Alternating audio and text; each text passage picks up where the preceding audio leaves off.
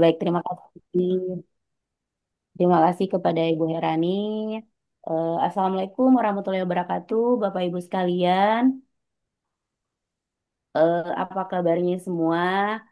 Saya harap Bapak Ibu sekalian kita bisa interaktif ya di sini.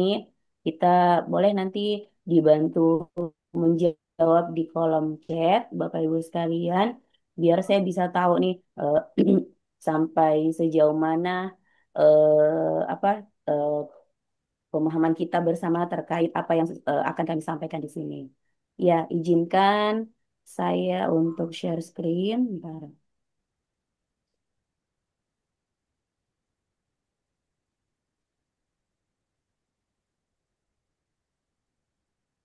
Maaf. Oke. Apakah sudah terlihat jelas? Iya dok, sudah. Oke, terima kasih.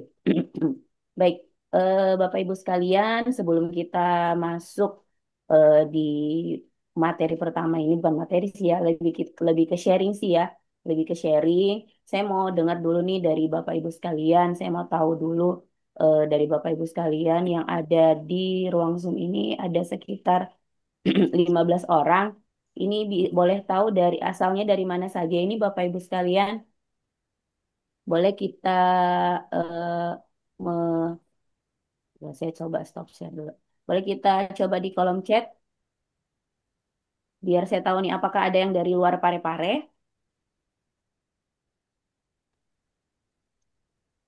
Silahkan. Atau ini semua dari Parepare semua, Bapak Ibu sekalian. Silakan boleh bantu saya di kolom chat. Oh, ada dari Jakarta. Oh, Masya Allah, dari Dokter Windas. Apa kabar? Apa kabar? Ada lagi yang lain dari Jakarta? Ada lagi? Ada yang dari mana? Apakah selain dari kami Batam, Masya Allah. Ada yang dari Batam juga. Ada lagi yang lain? Batam kayaknya 5 orang, Bu Dok. Masya Allah. Ada Batam 5 orang. oh, belum masuk ya kayaknya ya. Iya. Ayo, siapa lagi nih? Ini ada berapa nih? Ada 17 orang. Dari Jogja. Masya Allah, apa kabar Jogja? Duh, kangen nih sama gudegnya Jogja nih. Wah, ternyata dari tetangga saya, ada dari Pinrang. Terus ada dari Lampung, Masya Allah, dari Lampung jauh-jauh sekali ya. Sidoarjo, baik, terima kasih. Terima kasih. Ada lagi yang lebih jauh lagi? Lebih jauh lagi itu dari Parepare ya berarti. Kalau kami dari Parepare, salam salam perkenalan buat Bapak Ibu sekalian. Oke, baik. eh saya coba share screen ya. Oke. Baik, untuk perkenalan singkat dari saya ini, saya mohon maaf suara saya agak-agak gimana gitu ya, karena entah kenapa ya di bulan September ini, padahal sudah menjaga kondisi tubuh, tapi ya kadarulahnya masih diberi kesehatan seperti ini. Oke, izin perkenalan Bapak Ibu sekalian, saya Dr. Fitriana Usahrir. Untuk saat ini saya diamanahkan sebagai penanggung jawab di klinik Pratama, klinik rumah sakit Dr. Fitri, dan untuk saat ini di tempat kami juga telah buka selama kurang lebih 1 tahun dalam bentuk terapi bicara. Jadi kami sudah buka terapi bicara kurang lebih 1 tahun. Dan alhamdulillah sekarang sudah ada beberapa anak yang sudah menjadi alumni dari kami. Oke, itu sedikit perkenalan singkat dari saya. Jadi memang saya masih dokter umum, tapi untuk 2 tahun terakhir ini sampai 3 tahun terakhir saya menggeluti dunia anak-anak ABK, anak-anak berkebutuhan khusus. Kenapa? Karena jujur, anak saya sendiri pun juga eh, didiagnosis sebagai anak autis. Makanya kami memperdalam ilmu itu dan ya alhamdulillah sampai saat ini pun nanti saya mungkin agak sedikit bercerita ya terkait pengalaman saya sebagai orang tua pengalaman saya sebagai profesional juga yang mendalami ilmu terkait anak-anak berkebutuhan khusus. Oh, ini gambaran sedikit terkait kliniknya kami. Jadi yang terbaru memang ada kami pakai buka kelas untuk terapi bicara dengan metode ABA. Oke, Bapak Ibu sekalian. Eh, ada yang punya pengalaman seperti Nggak saya? bisa, nggak bisa. Iya, Mohon dianggap itu suaranya Ya, Ibu. Bapak Ibu sekalian, ada yang punya pengalaman seperti saya sebagai orang tua yang menghadapi langsung anak-anak yang berkebutuhan khusus atau mungkin di kalangan masyarakat awam itu dibilangnya anak-anak yang speech delay atau anak-anak yang memang terlambat dia berbicara. Nah, ada yang punya pengalaman seperti saya, Bapak Ibu sekalian? Ayo, jangan malu-malu dong, kita chat-chat. Nah, oke, terima kasih respon Ibu Afifah. Iya dok, oke. Novi dari Parepare, saya dok siap. Ya, inilah yang saya rasakan di 4 tahun terakhir pada saat saya baru menyadari bahwa anak saya itu dia memiliki keterlambatan bicara dan walaupun ternyata saya juga tahu ilmunya, tapi walaupun tidak terlalu mendalami, tetapi saya sempat apa ya, sempat tidak mau mengakui bahwa anak saya itu ternyata dia speech delay gitu. Oke, terima kasih. Ini terima kasih pengakuan dari Bapak Ibu sekalian. Ini adalah satu langkah maju bahwa kita sudah mengakui bahwa anak kita itu punya keterlambatan bicara. Karena kalau kita tidak menyadari hal itu, artinya kita masih acuh tak acuh dengan kondisi anak kita. Kalau kita sudah mengakui dan menyadari bahwa ya anak kita memang spesial gitu.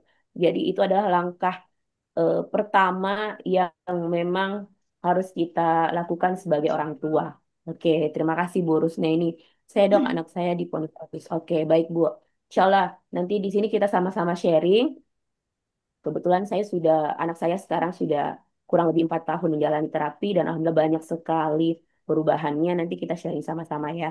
Oke, baik kita masuk. Apa itu keterlambatan bicara? Ya, eh, dia memang terjadi gangguan komunikasi, ya, di mana yang harusnya misal di anak usia 1 tahun dia sudah bisa minimal mengucapkan 100 kata, nah sedangkan di anak kita itu dia usianya di 2-3 tahun tapi masih di kisaran 20 atau 50 kata. Nah, itu yang dikatakan dengan speech delay. Tapi speech delay ini perlu yang Bapak Ibu ketahui sekalian bahwa itu bukan diagnosis ya. Jadi bukan diagnosa suatu penyakit. Sama halnya dengan demam atau febris atau demam. Nah, itu bukan diagnosis, tapi itu adalah gejala dari sebuah penyakit. Nah, apa penyakitnya itu yang harus kita gali lebih dalam.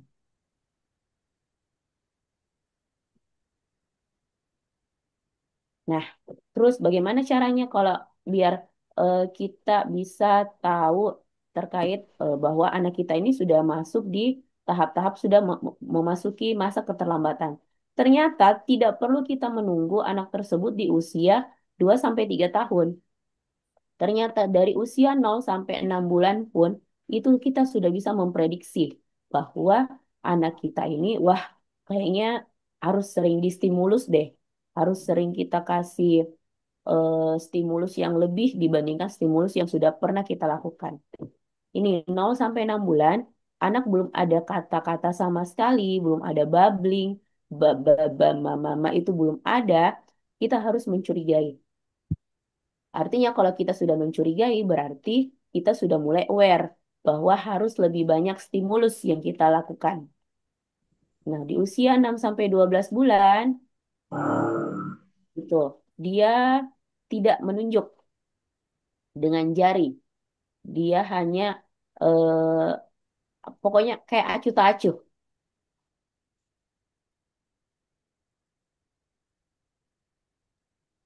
Maaf Bapak Ibu sekalian. Terus di usia 12 sampai 18 bulan. Nah, ini udah sampai 18 bulan tapi dia tidak ada kata-kata yang berarti. Artinya kita harus sudah mulai aware. Jangan kita, kalau saya ini kan ada yang dari berbagai daerah ya, bukan hanya dari Parepare.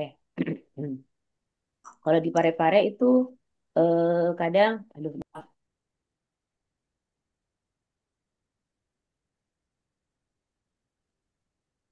Jadi kalau di Parepare itu kadang di apa ya, dibilang nanti dia pintar sendiri, nanti dibelikan apa ikan lila-lila kalau di Parepare ya. Jadi tergantung nanti bagaimana budaya di tempat sekitar. Kadang juga ada yang menyuruh pakai emas, dikorek lidahnya gitu.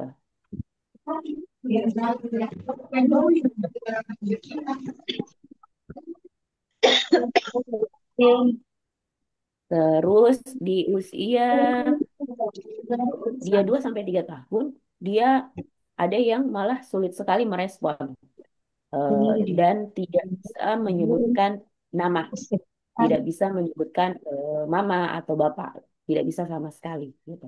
Ya.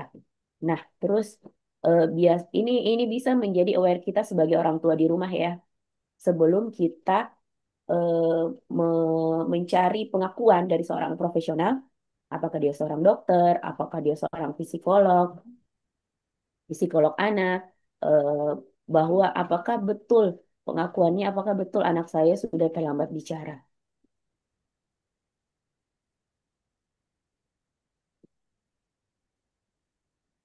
Ya, sudah berpindah ya, sudah pindah. Oke. Nah, boleh nih, coba kita flashback lagi ke anak kita kemarin. Dia apa sih yang kira-kira menjadi penyebab dia terlambat bicara? Satu, apakah memang ada area di daerah mulutnya? Nah, seperti ini ya. Ini berarti memang ada gangguan secara anatomis. Jadi ada selaput yang menghalangi si lidah supaya dia naik ke atas. Nah, sehingga pengucapannya menjadi tidak maksimal. Nah, itu ya.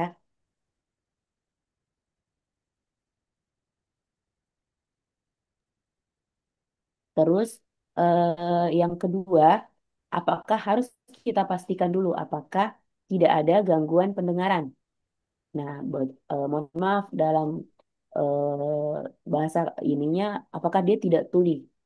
Kalau kita kasih eh, apa sih ronceng atau kita kasih bunyi-bunyian tertentu, apakah dia balik? Eh, jangan sampai bahwa ada gangguan pendengaran. Nah, itu yang harus kita pastikan dulu tidak terjadi pada anak kita.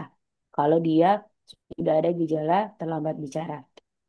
Kalau ada, berarti kita harus segera konsultasikan langsung ke dokter THT. Apakah memang gangguan pendengaran itu seperti apa? Apakah butuh apa bantuan alat dengar? Terus yang ketiga, memang ada disabilitas intelektual.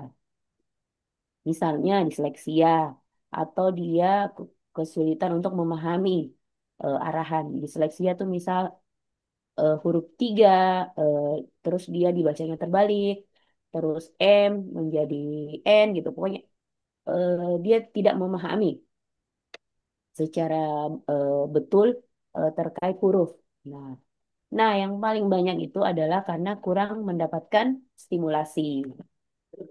Kurang mendapatkan stimulasi. Nah, paling banyak nih biasanya kalau apa ya, orang tua yang seperti saya ya. Aduh, mohon maaf ini.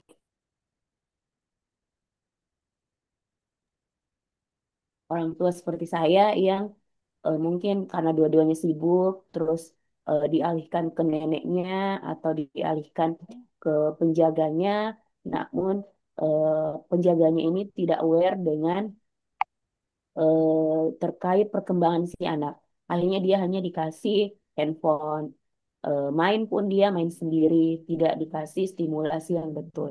Nah, jadi memang kebanyakan ada di kurangnya memang mendapatkan stimulasi. Nih, dari keempat ini, dari Bapak Ibu sekalian, kalau boleh tahu, menurut penilaian Bapak Ibu sekalian, boleh di kolom chat. Dari keempat ini, kira-kira yang mana yang ada di anak-anak kita sekalian? Ayo bantu saya yang ada di kolom chat.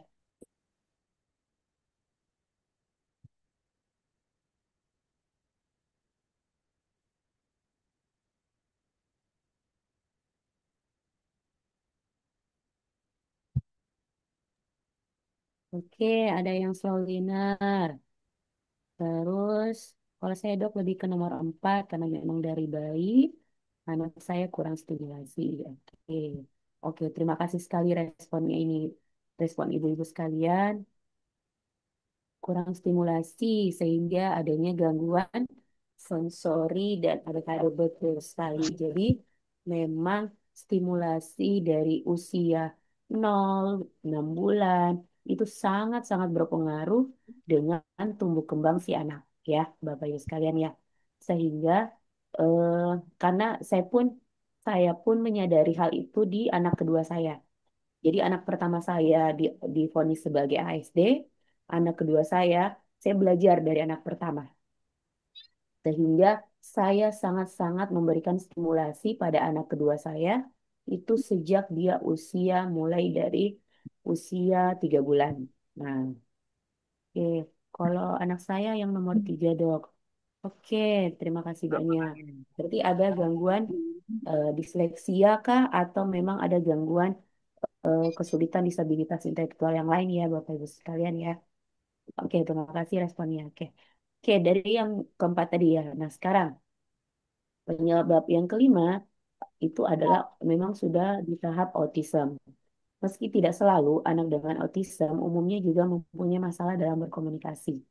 Hal ini dapat meningkatkan resiko speech delay pada anak. Nah, jadi eh, gini, kalau yang saya perhatikan awalnya di awal itu anak memang kurang stimulus. Dari awal kurang stimulus, akhirnya dia kurang fokus. Dari kurang fokus, akhirnya dia menjadi hiperaktif dulu. Setelah dia menjadi hiperaktif, lama-kelamaan kalau kita tidak sadari, itu bisa berakhir menjadi autis. Nah, jadi bukan hanya langsung dia dari orok menjadi autis, tidak ya, tapi bisa juga karena, mohon maaf, kesalahan kita dalam menstimulus si anak gitu. Oke, yang keenam, karena memang ada gangguan sistem saraf. Nah, bisa jadi eh, ada riwayat kejang demam sebelumnya. Dari usia dia 0 sampai 2 tahun, apakah anak pernah eh, step, gampangannya ya, stepnya itu apakah stepnya karena demam. Nah, itu yang atau ada memang dia cerebral palsy atau karena otaknya tidak berkembang dengan bagus. Nah, itu bisa juga menyebabkan dia terlambat berbicara. Terus ada juga kemarin kami dapatkan anak kami di sini, dia punya orang tua yang bilingual. Jadi orang tuanya di Indonesia cuman menerapkan bahasa yang bilingual. Uh, Namun di satu sisi anak tidak bisa untuk mengikuti kecepatan bilingual dari orang tua. Akhirnya dia bingung bahasa. Nah, sehingga dia lama-kelamaan jadinya malah malas untuk berbicara. Oke, dari ketujuh ini, dari Bapak Ibu yang lain, apakah memang ada yang merasakan bahwa ini nih kayaknya nih yang salah satu menjadi penyebab keterlambatan anak saya untuk berbicara. Ya, Nanang kita apa? Nah, bilang apa kenapa? Mau cari apa? Namanya mau cari apa? Maya? Cari apa?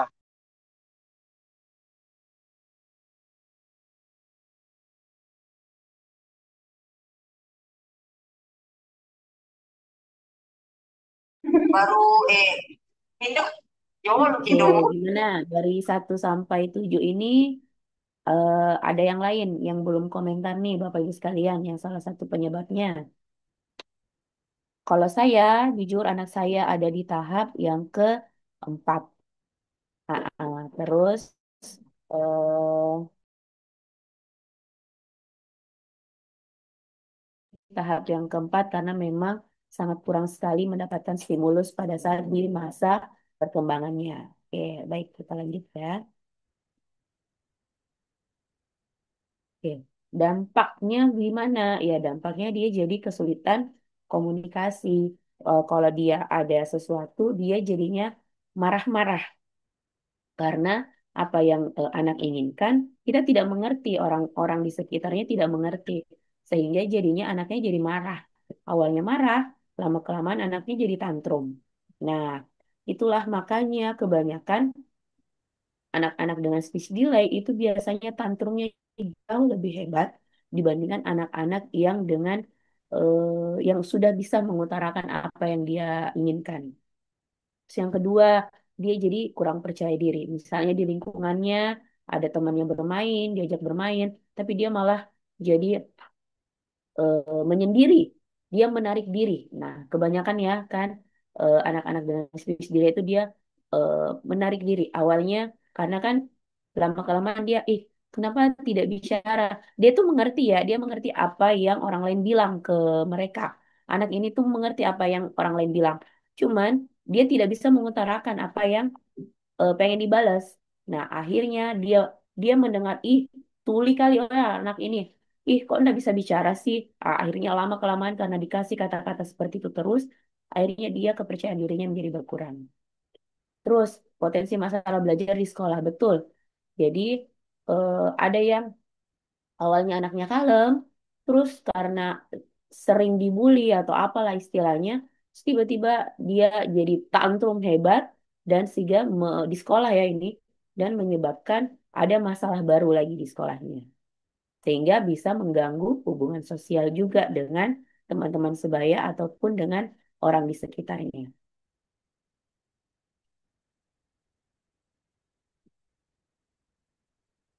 Nah, ini beberapa cara ya. Intinya kita pastikan dulu bahwa tidak ada kelainan secara anatomis atau secara yang ada pada diri si anak. Eh, apa ya, lidahnya bagus, tidak ada selaputnya yang mengganjal, terus eh, telinganya mendengar, tidak ada kelainan pendengaran. Kalau itu sudah kita pastikan bagus, normal, nah yuk baru kita bisa lakukan deteksi kenapa sih, apakah betul nih betul-betul perkembangan anak saya sudah jauh sekali di bawah dengan usia yang sebenarnya.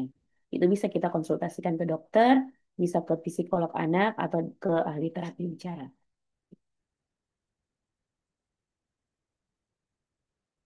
Oke, ini secara garis besarnya ya terkait autism, eh, di mana memang ada kelainan neurologik yang unik di mana seseorang itu mempunyai cara pemikiran dan persepsi yang berbeda. Nah, ini yang mempengaruhi cara dia berinteraksi, berkomunikasi dengan dan cara dia melihat dunia. Jadi autism itu dia fokus dengan satu hal. Kalau dia senang dengan dunia seni, berarti kalau orang tua bisa mengarahkan banyak nih orang-orang yang seperti misalnya Picasso, Picasso itu dia orangnya orang autis dulunya. Tapi karena orang tuanya mengarahkan, akhirnya dia hebat di lukisannya. Nah, tapi memang perlu peran orang tua yang sangat besar untuk mengenali potensi si anak. Nah, bagaimana perasaan ayah bunda saat mengetahui anaknya memiliki autis? Eh, jujur, pasti marah, menolak, terus sedih. Cuman mau sampai kapan kita seperti itu? Mohon.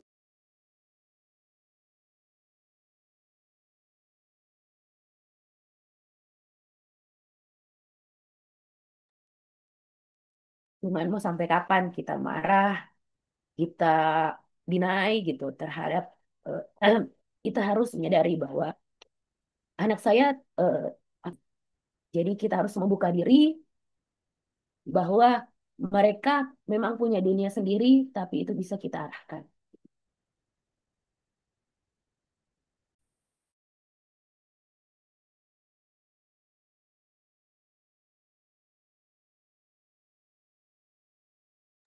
Oke, ini anak saya ya, Bapak Ibu sekalian.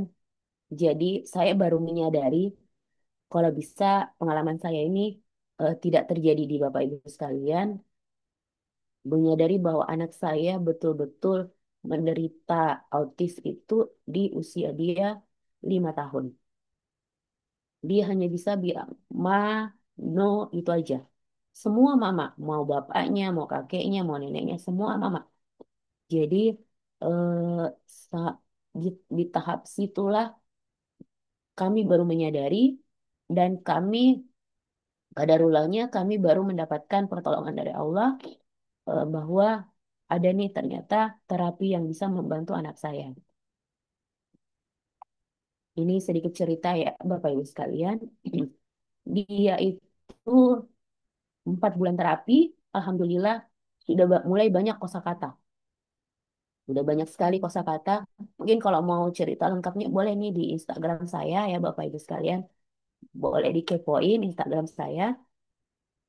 Sedikit saya cerita di sini bahwa dia sudah mulai banyak kata di 4 bulan awal terapi. Alhamdulillahnya progresnya di anak saya agak cepat, progres terapinya gitu. Terus eh, sampai sekarang pun usianya sekarang sudah menginjak 9 tahun, dia sudah sangat bisa menceritakan terkait emosinya dia, sangat bisa menceritakan terkait pengalaman apa yang sudah dia rasakan kemarin. Itu saya sudah sangat bersyukur sekali. Oke, ini jadi banyak loh sebenarnya daftar-daftar orang hebat yang ternyata memiliki gejala autis. Silahkan Bapak Ibu lihat. Nah, apakah salah satu nanti anak kita yang mungkin sekarang kita sangat kayak sayangkan kok anak saya bisa menderita seperti ini. Jangan merasa terlalu kecewa ya Bapak Ibu, karena kita harus terus mengejar bahwa anak ini punya potensi sendiri.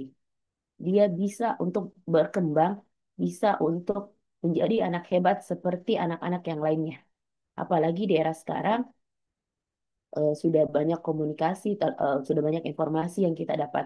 Berbeda dengan era-era yang kemarin ya, di eranya Albert Einstein, di eranya Isaac Newton. Nah, mereka pun bisa jadi orang. Sekarang kalau bisa jauh lebih hebat lagi anak-anak kita sekarang. Ini sedikit video ya terkait perkembangan anak yang ada di tempat kami.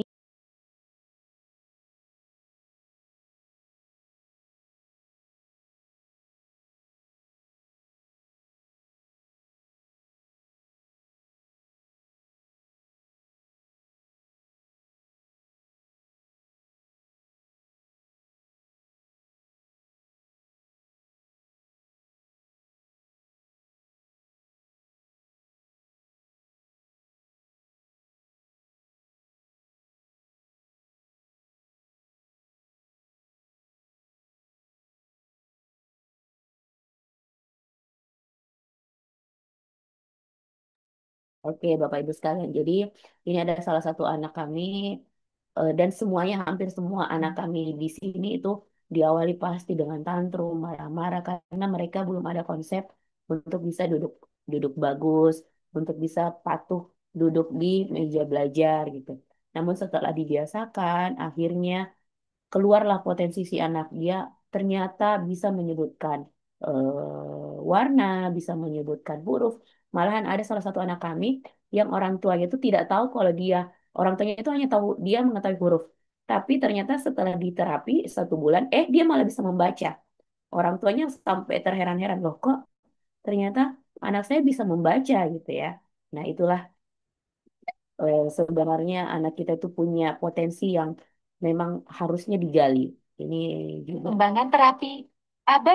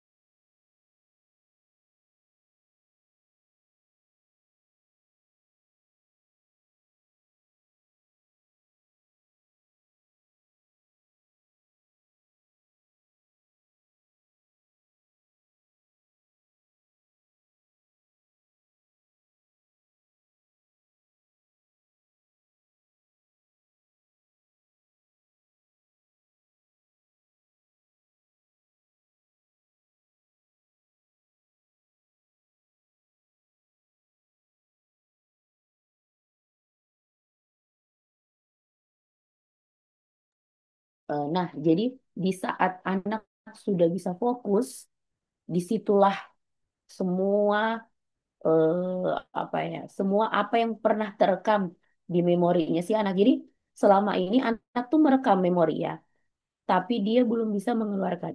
Tapi selama dia sudah bisa fokus, dia akan mencoba untuk mengeluarkan sedikit demi sedikit.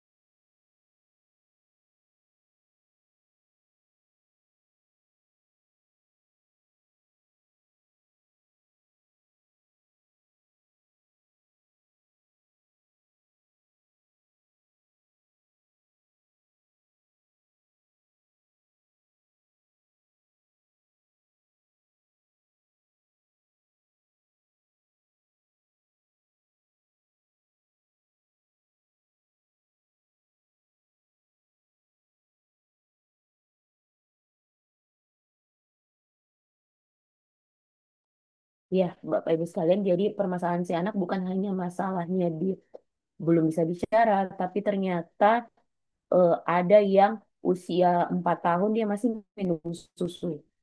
Ada karena itulah mohon maaf kesalahan pola asuh kita yang membiarkan anak untuk memilih apa yang mereka suka, padahal itu sudah sangat tidak dibutuhkan oleh tubuh. Ini alhamdulillah di bulan kedua dia sudah mulai enak untuk mengunyah karena proses mengunyah itu tidak ada sama sekali. Jadi dia hanya bisanya minum susu saja. Nah, jadi di terapi ini bukan hanya kita mengajarkan terkait bicara, tapi eh, kita mengajarkan juga terkait kemandirian, terkait training, terkait bagaimana dia bisa makan sendiri nantinya. Oke, oke, mungkin itu cukup dari saya. Saya kembalikan ke moderator. Saya mohon maaf ya Bapak Ibu, agak jauh kurang fit hari ini. Baiklah, itulah tadi hasil pemaparan materi dari Dr. Fitrianur. Uh, Baiklah, di sini kami akan membuka sesi tanya jawab. Bagi peserta yang ingin bertanya, kami persilakan untuk 3 orang.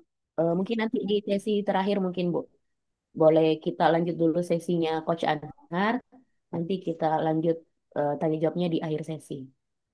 Oh ya, oke baiklah. Kalau begitu, itulah tadi pemaparan materi dari Dr. Fitrianur dan pembicara kedua kami persilakan kepada Coach Mr. Anhar untuk memaparkan materinya.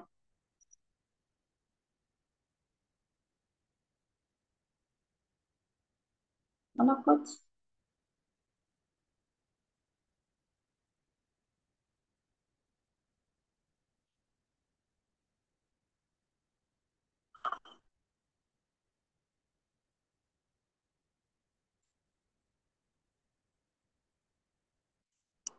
Halo?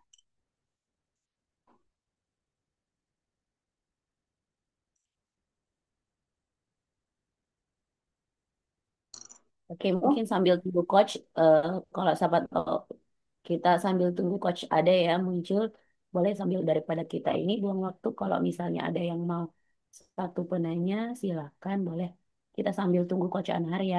Silakan coach, nanti langsung masuk aja kalau misalnya sudah ini.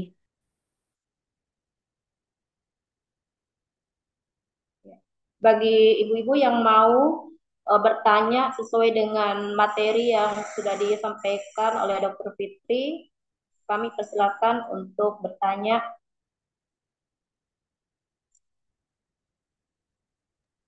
Saya dok mau bertanya Ya, atas nama siapa? atas nama Novi dari Parepare. Oh iya, silakan Bu. Dok, ini saya mau tanya, ini kan anak saya dok, kalau misalnya kayak apa abjad, huruf, apa huruf huruf hijaiyah sama angka, bentuk dan benda, dia sudah bisa dok. Misalnya ditanya ini yang mana warna ini, dia tunjuk.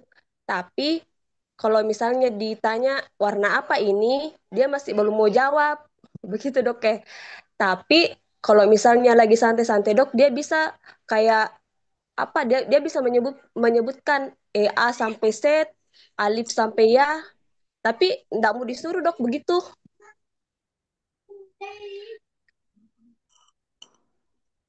Oke, saya langsung jawab, nggak apa-apa ya. Jadi ya, boleh tahu Ibu Novi usia anaknya umur berapa, laki-laki atau perempuan? Sekarang dok umur 4 tahun laki-laki. Oke, 4 tahun laki-laki ya. Jadi eh, ya, jadi memang kebanyakan anak pertama ya, Iya, anak pertama dok. ada ada adiknya. Belum masih ini dok sementara hamil. Oh ya, oke. Ya, jadi memang dari pengamatannya kami di sini, kebanyakan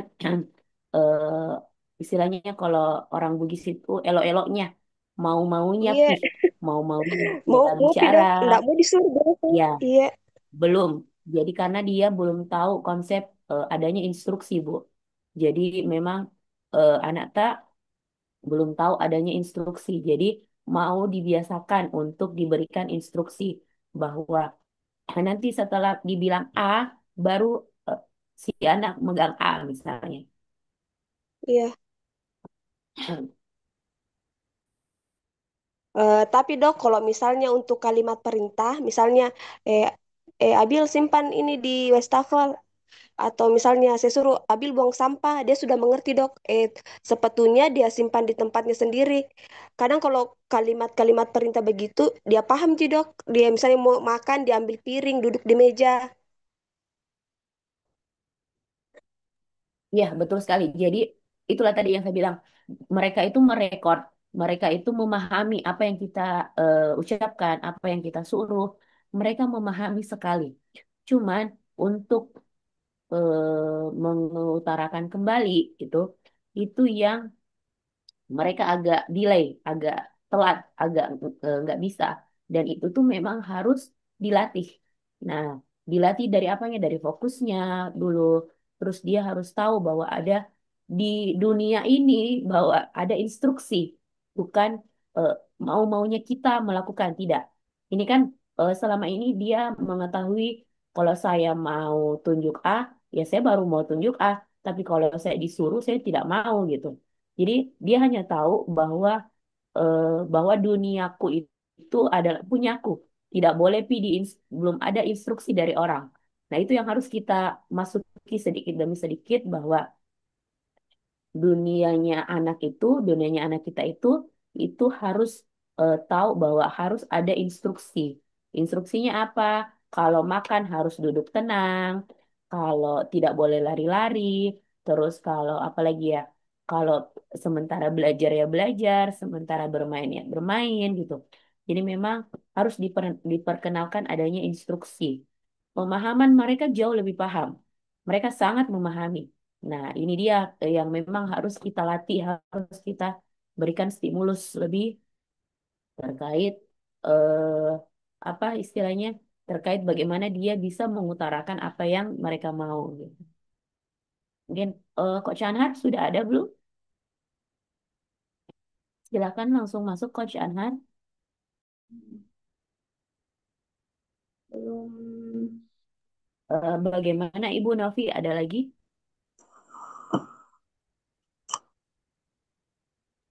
Ya, satu lagi dok, ini masalah sosialisasinya dok. Ini kan anakku dok, kalau misalnya kayak main perosotan, mandi bola, atau sebagainya, dia biasa digabung sama temannya dok. Cuma kadang kalau misalnya kayak anak-anak lain main lari-larian atau main tembak-tembakan, dia kayak apa di dok, kayak tidak mau gabung begitu dok. Mungkin karena minder atau apa, saya juga kurang mengerti. Tapi kalau misalnya kayak di wahana permainan, kayaknya lagi main perosotan atau mandi bola, dia gabung, dia tidak pergi. Kalau main bersama, Oke, ya, betul. Itulah yang di tahap memang kami juga baru mencari tahu, tapi ada beberapa apa ya, ada beberapa kesimpulan bahwa pertama, dia memang sukanya menyendiri, sukanya asik sendiri gitu. Dia merasa anak ini merasa terganggu kalau ada orang lain yang memasuki dunianya gitu. Dia sukanya asik sendiri.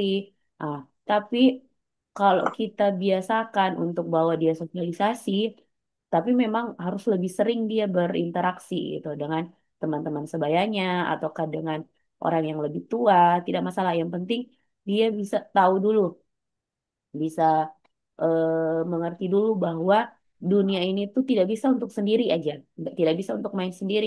Lebih bagus kalau kita main bersama-sama gitu. Lebih bagus kalau kita berinteraksi dengan orang sekitar. Nah, memang eh, itu tadi di Denver gitu ya, ada yang skala Denver yang saya tampilkan di situ, cara untuk melatih sosialnya anak-anak. Pertama itu dari rumah dulu. Dari rumah, apakah dia bisa eh, buka baju sendiri? Apakah dia bisa pakai baju sendiri? Usia 4 tahun dia sudah harus bisa seharusnya. Kalau dia masih pakai popok, berarti dia harus udah bisa buka popok sendiri, bisa pakai ini sendiri. Apa pakai popok sendiri? Itu salah satu langkah awal untuk mengajarkan dia terkait sosial gitu. Ya, sebelum kita membawa anak ke dunia yang betul-betul ramai. Karena biasanya anak-anak yang speech delay itu dia sangat merasa terganggu dengan kehidupan yang terlalu ramai, terlalu bising, terlalu hiruk pikuk gitu. Tapi kalau sudah dibiasakan, nah itu nanti secara perlahan dia sudah terbiasa dan dia akhirnya menerima. Anak saya dulu, Bu, dia awalnya tidak mau sama sekali untuk ke tempat baru. Dibawa masuk ke TK, dia malah lari keluar main sendiri. Hari keduanya dia malah tidak mau masuk gerbang TK. Akhirnya, namun setelah saya terapi 6 bulan, saya kembalikan lagi ke TK. Akhirnya dia malah bermain sama temennya, malah dia mengajari temennya terkait apa angka karena memang anak saya tipenya dia sangat menyukai matematika. Sehingga sekarang saya lebih fokuskan dia ke arah matematika gitu. Nah, eh, yuk kita sebagai orang tua kita fokuskan arah anak kita itu dia sukanya kemana, dia kelebihannya di mana. Kita jangan fokus dengan kekurangannya si anak. Dia nggak bisa, misalnya anak saya kan tidak terlalu bisa untuk baca bahasa Arab. Jadi ya walaupun tetap saya ajarkan, tapi saya tidak terlalu mempush untuk ke bahasa Arabnya. Tapi saya fokuskan dia ke arah matematikanya. Nah, seperti itu ya. Yuk, silakan monggo dilanjutkan dulu untuk sesi selanjutnya, Mr. Anhar. Ini Coach. sudah jelas, Bu Novi.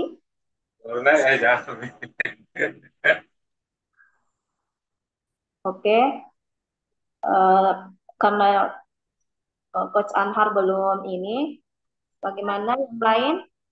Saya dok mau bertanya, Atas nama siapa Ibu? Rusna ini, Oh, Rosna ini. ya, Silakan Ibu maaf Rosna. dok, saya mau tanya dok kan saya punya anak autis. Apakah anak autis itu punya apa? Dia eh, takut sama warna tertentu? Karena setiap saya pakai baju warna kuning, yang dia tidak suka baju itu warna kuning.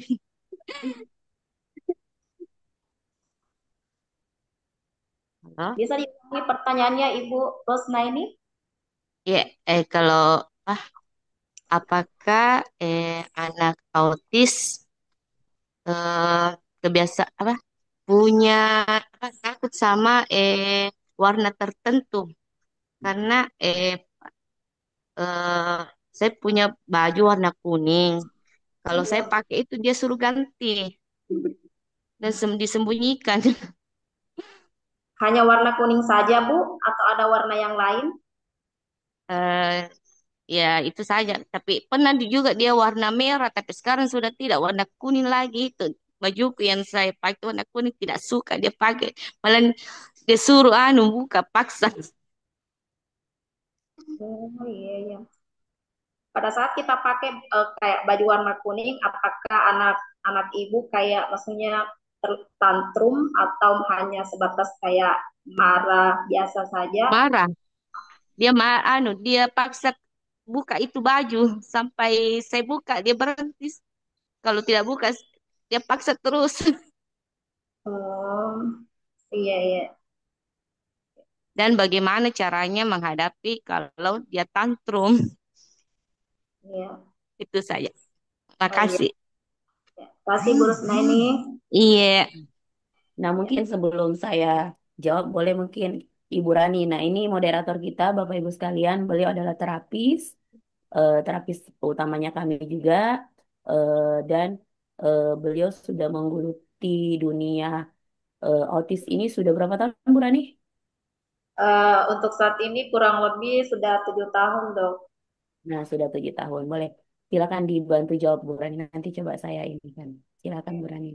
Baik, kalau dari segi pengalaman selama saya menggeluti dunia anak autis ini, biasanya memang pada eh, ada memang beberapa anak yang kayak eh, dibilang aneh juga tidak, cuma ada juga beberapa anak biasanya juga kayak trauma. Contohnya misalnya kayak warna ataukah memang itu warna yang dia tidak suka, ya pasti akan tantrum, marah-marah, menangis. Tapi dengan seiringnya waktu, kalau misalnya Bu kita konsisten, kayak misalnya hal yang paling mudah dulu, kita perkenalkan dulu kayak ini warna. Kita coba ambil hatinya itu anak, kasih penjelasan dengan bahasa yang mudah dipahami oleh anak. Misalnya anak kita ajak bermain, ada mainannya yang kayak warna kuning. Kalau mainannya Bu, yang misalnya warna kuning, dia tidak marah-marah atau hanya hanya kayak pakaian yang dia marahi, Kalau Ibu. mainannya, ada Ji, anu kalau mainannya tercampur warna-warni, cuma itu yang baju yang saya pakai itu warna kuning, tidak tahu dia tidak suka sekali. Pernah tidak anak ibu punya trauma dengan pakaian yang warna kuning? Hmm, Sejauh ini tidak ada, tidak pernah. Iya, karena biasanya juga anak biasanya begitu, ada juga kayak pernah mengalami kayak trauma misalnya. Tapi ini kalau dari segi pakaian ya Bu, yang dia marah kalau kayak mainan yang kayak ada warna kuning apa dia tidak marah.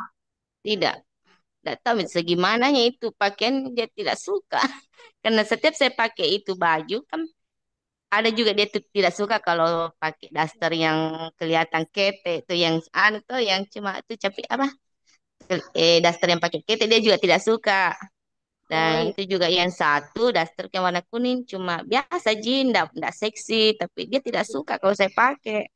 iya Bu. Nggak apa-apa Bu, maksudnya pelan-pelan saja kita kasih pemahaman dengan yang bahasa yang mudah yang mengerti, bahwasanya bilang ini nggak apa-apa, pakaian ini tidak berbahaya, warnanya bagus, sama seperti kayak warna-warna yang lain. Masalahnya susah juga dikasih banget tidak karena apa tidak anu apa tidak belum bisa bicara. Tapi kalau dia cuma bahasanya kalau mau makan mama begitu saja. Tapi biasa kadang kalau main HP dia ikuti itu menyanyi. Kalau azan ikut azan tapi tidak terlalu jelas. Iya Bu, tapi kan Dan ada anak yang memang belum bisa bicara, namun dia mengerti apa yang kita iya, maksud. Iya, iya nah, mengerti. iya dia paham apa yang kita maksud dari kata itu sendiri. Jadi karena kalau kita maksudnya hindari atau kita mau hindari, oh enggak usahlah kita pakai ini karena nanti akan tantrum marah-marah lagi, itu juga bukan solusi yang utama. Iya, Jadi maka baiknya kita tetap memakai pakaian yang warna itu pelan-pelan sambil iya. kita dekati itu anak, ambil hatinya, oh, kasih pemahaman bahwa ini warna atau pakaian ini yang mama pakai misalnya tidak apa-apa sama seperti warna lainnya. Namun memang memang cukup cukup sulit memang kasih pemahaman kepada anak-anak kita seperti ini Bu, tapi dengan konsistennya misalnya Ibu dengan seiring waktu itu akan lambat laun itu anak sendiri bisa menerima nantinya, yang penting konsisten. Oh ya, Oke, terima kasih Bani. Iya. Ada kasih. Heeh. selain ini? Betul.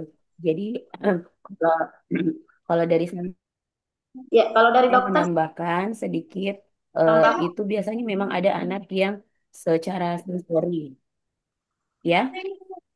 Halo, Iya, halo. halo, Iya, halo. Iya, Bu. Iya, Dok. ya suara saya juga. Iya, jelas, Dok. Oke, ya. Jadi saya tambahkan sedikit. Jadi Iya. memang ada tipe-tipe anak, ya. Jadi memang ada tipe-tipe anak yang secara sensorinya itu dia tidak terlalu dari warna, bisa jadi ya.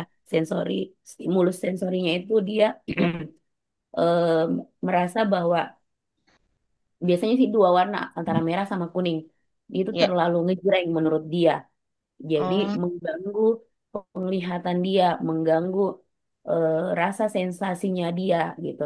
Nah, oh, cuma tapi kalau kita hindarkan, itu tidak menjadi solusi, betul tadi kata Bu Rani. Tapi kita oh iya. perkenalkan sedikit demi sedikit. Misalnya jilbabnya aja dulu Bu, yang warna kuning gitu Iya. ya. Tapi yang lain warna lain. Terus ibu jelaskan, nak, ini jilbab tidak apa-apa, ini warnanya kuning. Ini coba dipegang.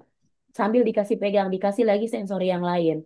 Bahwa visualnya dia memang mengatakan bahwa itu terlalu mencolok, tapi coba dipegang. Oh, oh ini lembut loh, nanti jilbabnya mama lembut loh, gitu. Jadi dikasih penjelasan. Nah, terus dikasih juga stimulus sensorik yang lain, Bu. Iya. Misal, apakah ini kondisinya anak tak jinjit? Jalannya jinjit enggak? Eh, tidak, Dok. Sekarang dia sudah 6 tahun. Oke, enggak, maksudnya jalannya kadang jinjit. Walaupun Eh, dia jalan, pernah, tapi biasa pernah. jinjit. Nah, Pernah itu dia juga umur-umur berapa itu? Pernah. itu juga biasa menandakan bahwa sensoris anak kita tuh tidak berkembang dengan bagus. Artinya, ibu punya PR harus menguatkan di sensorik. Bagaimana bawa dia ke rumput, bawa dia ke pasir tanpa menggunakan alas kaki, terus suka main yang becek-becek, suka main yang apa? Pokoknya bagaimana kita melatih sensoriknya dia. Nah, Sekarang sensorik ya, itu bisa juga di sekarang ya. sudah Sekarang bagus sensoriknya, Dok. Cuma yang oh ini oke. saya kewalahan kalau dia tantrum. Aduh. Apalagi 6 tahun. Berat badannya berapa, Bu? Oh, 30 lebih, Dok. Wow, Obesitas, lumayan. kuat sekali makan. Kalau udah Kurangis ya. dikasih makanan, dia tantrum. Malah saya biasa sembunyi kasih makanan. Pokoknya dia tidak mau berhenti tantrum kalau udah dikasih makanan. Walaupun biasa saya cuma kasih sedikit. Dia sedikit, kalau udah puas, dia minta lagi. Oke ya. Oke, nih Coach Anar sudah ada nih. Yuk kita ke Iya, pembicaraan kedua dulu. Nanti kita lanjutkan di sesi oke. berikutnya ya. Kasih banyak, Oke. Dok. Ya. Seru pembahasan ya. Insya Allah. Teman-teman, apakah suara saya kedengaran dengan jelas? Jelas, Pak. Jelas ya. Iya, Pak. Jadi sebentar kalau masih mau bertanya di sesi akhir sama Dokter Fitri atau sama saya juga boleh. Oke. Oke. Baiklah, itulah tadi beberapa pertanyaan dari peserta. Kalau untuk mempersingkat waktu, baiklah saya persilakan kepada pembicara kedua yaitu Coach Anhar untuk memaparkan materinya. Ya, Bismillah. Assalamualaikum warahmatullahi wabarakatuh dan Waalaikumsalam selamat siang warahmatullahi teman-teman sekalian. Alhamdulillah luar biasa. Suara saya di sana kedengaran dengan jelas kan? Saya nggak jelas sama sekali. Nggak ada suara yang kedengaran malah. Jelas ya? Oh ya, Alhamdulillah. Nggak apa-apa. Berarti saya yang nggak bisa dengar teman-teman, tapi semoga suara saya bisa kedengaran dengan baik. Mungkin karena ada gangguan jaringan juga di tempat saya, meskipun sudah di beberapa waktu sebelumnya, tapi ya gitulah ya, nggak apa-apa. Jadi teman-teman, eh, pertama kali saya mau menyempatkan diri hadir, ketemu dengan keluarga dan ada waktu ya jalan-jalan atau dan sebagainya. Ini teman-teman mau datang untuk belajar aja sudah keren banget bagi saya ya, ukuran yang sangat-sangat luar biasa. Oke teman-teman ya. Jadi saya panggil teman-teman aja karena biar lebih akrab aja ya. Apalagi teman-teman ini saya lihat dari berbagai provinsi, dari berbagai kota kabupaten, ya dari berbagai daerah. Saya lihat dari Sabang sampai Merauke ada. Pendaftarnya ada dari Batam sampai iya, Papua, Merauke kemarin ada juga yang daftar. Jadi semoga materi yang kami sajikan ini bisa memberikan dampak positif untuk teman-teman sekalian, Bapak Ibu sekalian yang ingin mempelajari tentang gimana itu hypnoparenting dan kaitannya dengan anak berkebutuhan khusus. Sebenarnya materi hypnoparenting yang biasa saya sajikan itu materinya umum ya, materinya sangat-sangat umum. Bagaimana pelaksanaan hipnosis eh, untuk parenting. Nah, tapi eh, dari perbincangan dengan ibu dokter dan suami, kami kepikiran untuk bikin bagaimana kita bikin versi khususnya untuk eh, anak-anak yang berkebutuhan khusus. Saya bilang ya udah nanti kita buat versi no parenting kan sebenarnya luas banget teman-teman. Oke, kenal. Di antaranya akan kita bahas tentang Strom, kemudian slow learner, ya. Insya Allah versinya masing-masing. Oke. Jadi teman-teman berusaha untuk merangkum, tapi pada kenyataannya itu ternyata ada puluhan slide. Kayaknya saya akan kirimkan aja soft copy nanti teman-teman bisa pelajari di web Pri aja untuk mengetahui siapa yang hadir dan siapa yang tidak. Karena biasanya ada yang sudah daftar webinar, ada di grup namanya tetapi tidak hadir. Oke, jadi perkenalkan saya Mr. Anhar atau kebetulan saya juga adalah seorang peneliti dan pemerhati pendidikan sejak tahun 2006. Eh, Salah satu yang melatar belakangi saya untuk melakukan penelitian tentang pendidikan adalah karena diri saya sendiri sebenarnya. Saya pernah juga didiagnosa ya, ciri yang pernah saya alami dan juga beberapa gangguan-gangguan psikologi dan akhirnya saya berusaha untuk bangkit dan saya berusaha untuk sembuh sendiri, cari caranya sendiri, belajar ke negeri ya, ke 4 negara, ke Singapura, Inggris, Skotlandia, dan Australia. Salah satunya anak-anak yang autism, ya anak-anak berkebutuhan khusus seperti itu. Itu yang diantaranya yang sempat saya alami, saya pelajari, saya praktekkan, saya jadi eh, saya sendiri sebagai penyintasnya sebenarnya. Dan alhamdulillah sudah banyak perubahan dan dari 12 jenis psikologi abnormal yang pernah terjadi tinggal satu yang masih ketinggalan tapi itu bukan dalam spektrum autism itu yaitu eh, lanjut, eh, saya juga punya sekolah namanya English Training Center. Itu ada 27 cabang tersebar di Indonesia. Kemudian pakar hipnoparenting sejak tahun 2015 ya. Sudah sekitar hipnoterapis. Ini diakui sama negara dan punya sertifikat dari Kementerian Kesehatan. Kemudian saya dipanggil Mister karena kebetulan dosen bahasa Inggris di LP3I. Di UNM saya ngajar bahasa Indonesia. Kemudian saya juga trainer di bidang Neo NLP ya.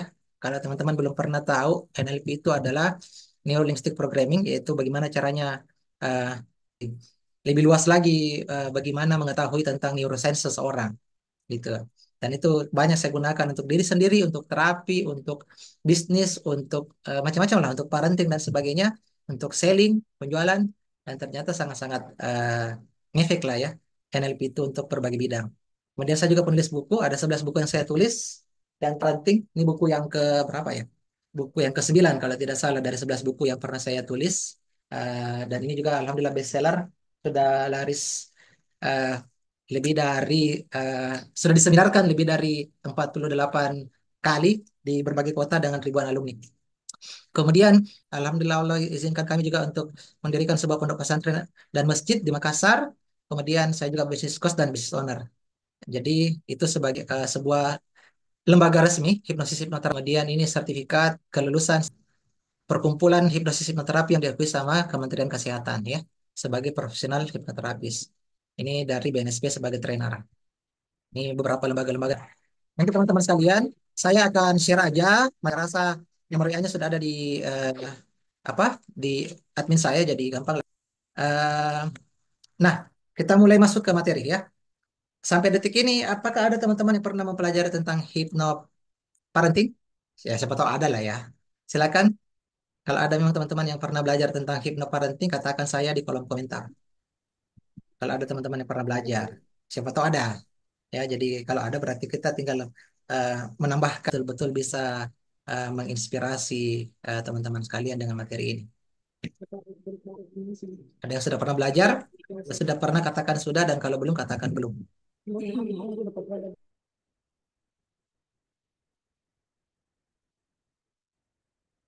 Siapa tahu ada Ibu Dokter Linda dari dari eh, apa? Dari Jakarta kalau tidak salah ya. Oke, rata-rata belum pernah lah ya. Oke, alhamdulillah berarti ini untuk saat ini materi hari ini cukup saya saja yang lebih tahu ya. Jadi teman-teman modelnya sharing, saya lagi nggak ngajarin teman-teman. Kita sharing aja tentang hypnoparenting. Ini materinya sangat-sangat menyenangkan. Kenapa saya bilang menyenangkan? Karena based on experience ya, self experience saya, pengalaman pribadi saya. Oke? Jadi, hypnoparenting itu dari hasil pengalaman kami sekitar 10 tahun, kami menggabungkan metode hipnosis, NLP, kuantum, dan spiritual dalam satu paket gitu. Satu metode, satu inspirasi yang ketika teman-teman mendalami hypnoparenting itu, banyak hal yang harus kita pelajari gitu. Saya perlu waktu sekitar 3 tahunan, total ya, total. Jadi ceritanya saya sebagai penyintas atau yang pernah menderita autism dulu, kemudian sekitar 8 tahun saya berusaha untuk sembuh, menggunakan berbagai cara dan berbagai metode. Saya belajar gimana caranya. Kemudian sekitar 2-3 tahun itu saya belajar tentang hipnosis hipnoterapi. Baru sadar bahwa ternyata metode saya yang saya gunakan untuk sembuh selama ini. Makanya semakin menyenangkan ketika saya bisa terapkan untuk diri sendiri, saya terapkan untuk keluarga berhasil, saya terapkan untuk anak-anak berhasil, saya terapkan untuk orang-orang di sekitar saya berhasil. Makanya saya bilang, wah kayaknya keren ini ilmu. Maka kalau ilmu ini keren, kenapa kita terapkan dalam bentuk workshop, kah, dalam bentuk webinar, kah, dan sebagainya, dalam bentuk buku mungkin ya, atau dalam bentuk e-course mungkin, supaya banyak orang yang merasakan manfaatnya. Untuk nanti teman-teman yang minat bukunya nanti di Japri aja ya. Oke? Karena hari ini saya lagi tidak promosi buku, saya lagi ngajarin teman-teman tentang hypnoparenting ya. Itu kaidah yang kami gunakan di hypnoparenting itu secara penelitian ilmiahnya salah satu landasannya adalah eh, teman-teman pasti pernah dengar tentang the power of water. Ini salah satu penelitian dari seorang profesor dari Jepang. Inilah beliau jatuh cinta dengan Islam, mengkristalisasi air zam-zam itu ternyata adalah kristal yang paling cantik yang pernah dia lihat di bawah mikroskop, yang membuat beliau dapat hidayah masuk Islam. Penelitiannya. Jadi Masaru Emoto ini melihat bahwa ternyata air itu hidup, ya. Dalam tanda petik air itu hidup artinya dia merespon apa yang kita katakan materi ini ya. Jadi yang pertama dari sumbernya dulu. Jadi ternyata air yang diambil dari sumber yang berbeda, dia masih murni, masih jernih, ternyata kristalnya cantik, ya kan? Ada yang dari gunung, ada yang dari ternyata cantik kristalnya ya, tapi ya, seperti dari Prancis ini dari New Zealand cantik, tetapi ketika mendapatkan air dari tempat yang kotor yang diodo di Jepang itu ternyata molekulnya itu kristalnya itu hancur berantakan, berbau dan eh, tidak berbentuk ya, hancur berantakan, berbau dan tidak berbentuk. Nah, itu dari segi sumbernya. Kalau dia murni semakin bagus kristalnya. Nah, sekarang dia mendengarkan suara musik Bach ya. Nah, ini salah satu aliran musik juga, dia kristalnya seperti itu ya. Kemudian ketika mendengarkan musik kawachi, mendengarkan musik healing dan itu semua bentuknya bagus. Tapi ketika dia mendengarkan suara musik heavy metal ya, yang rock banget gitu, ternyata lagi-lagi bentuknya hancur, berantakan, berbau. Ya, gitu. Kok bisa ya? Air air itu bisa merespon sesuatu gitu. Bukan cuma dari tempatnya, tapi apa yang diberikan kepada dia, dia bisanya lagi musik sendu, musik slow, dia respon dengan baik kristalnya. Kalau dia dikasih musik yang rock, ya, dia menjadi berantakan, kacau. Dia perdalam lagi pengetahuannya, dia perdalam lagi penelitiannya bahwa apakah cuma sekedar tempat air juga bisa merespon kata-kata gitu. Nah, kalau diucapkan kata thank you atau terima kasih, dia bikin kristal segi 8 seperti ini ya, segenap seperti ini.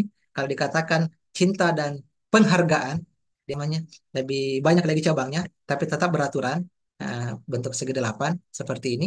Dan kalau dikatakan kau bikin saya sakit, bilang-bilangnya ya putih tersebut dengan kata-kata yang negatif itu, maka dia akan merespon yang negatif. Tapi kalau kita memberikan kata-kata terima kasih dalam menyembuhkan dahaga saya, semoga dengan minum kamu saya akan menjadi semakin sehat. Diminum, insya Allah air itu akan merespon. Oke, jadi akhirnya Mas Harumoto mengatakan bahwa air saja yang katanya benda mati ya, itu bisa merespon sesuatu. Apatah lagi benda hidup gitu. Ya, akhirnya dia bikin, jangan-jangan itu bukan cuma cuma air. Dia coba buah-buahan, apelnya dibelah dua, yang satunya dikasih kata-kata negatif ya, yang satunya dikasih kata-kata positif. Apa yang terjadi setelah 1 minggu? Yang dikasih kata-kata negatif itu lebih sedangkan yang dikasih kata-kata yang baik dan positif itu tetap segar, bisa bertahan lebih lama, meskipun disimpannya di tempat yang sama misalnya. Oke? Jadi akhirnya ada kesimpulan yang mengatakan bahwa ternyata semua yang ada di alam semesta ini bukan cuma benda mati maupun benda hidup, itu punya energi. Dan every single word, even tough, is a power. Has a power. Artinya apa? Setiap kata-kata itu, bahkan setiap pikiran itu yang pernah terlintas dalam pikiran kita, meskipun belum kita ucapkan, itu punya power, meskipun belum diucapkan. Oke, bisa dipahami sampai di sini teman-teman sekalian?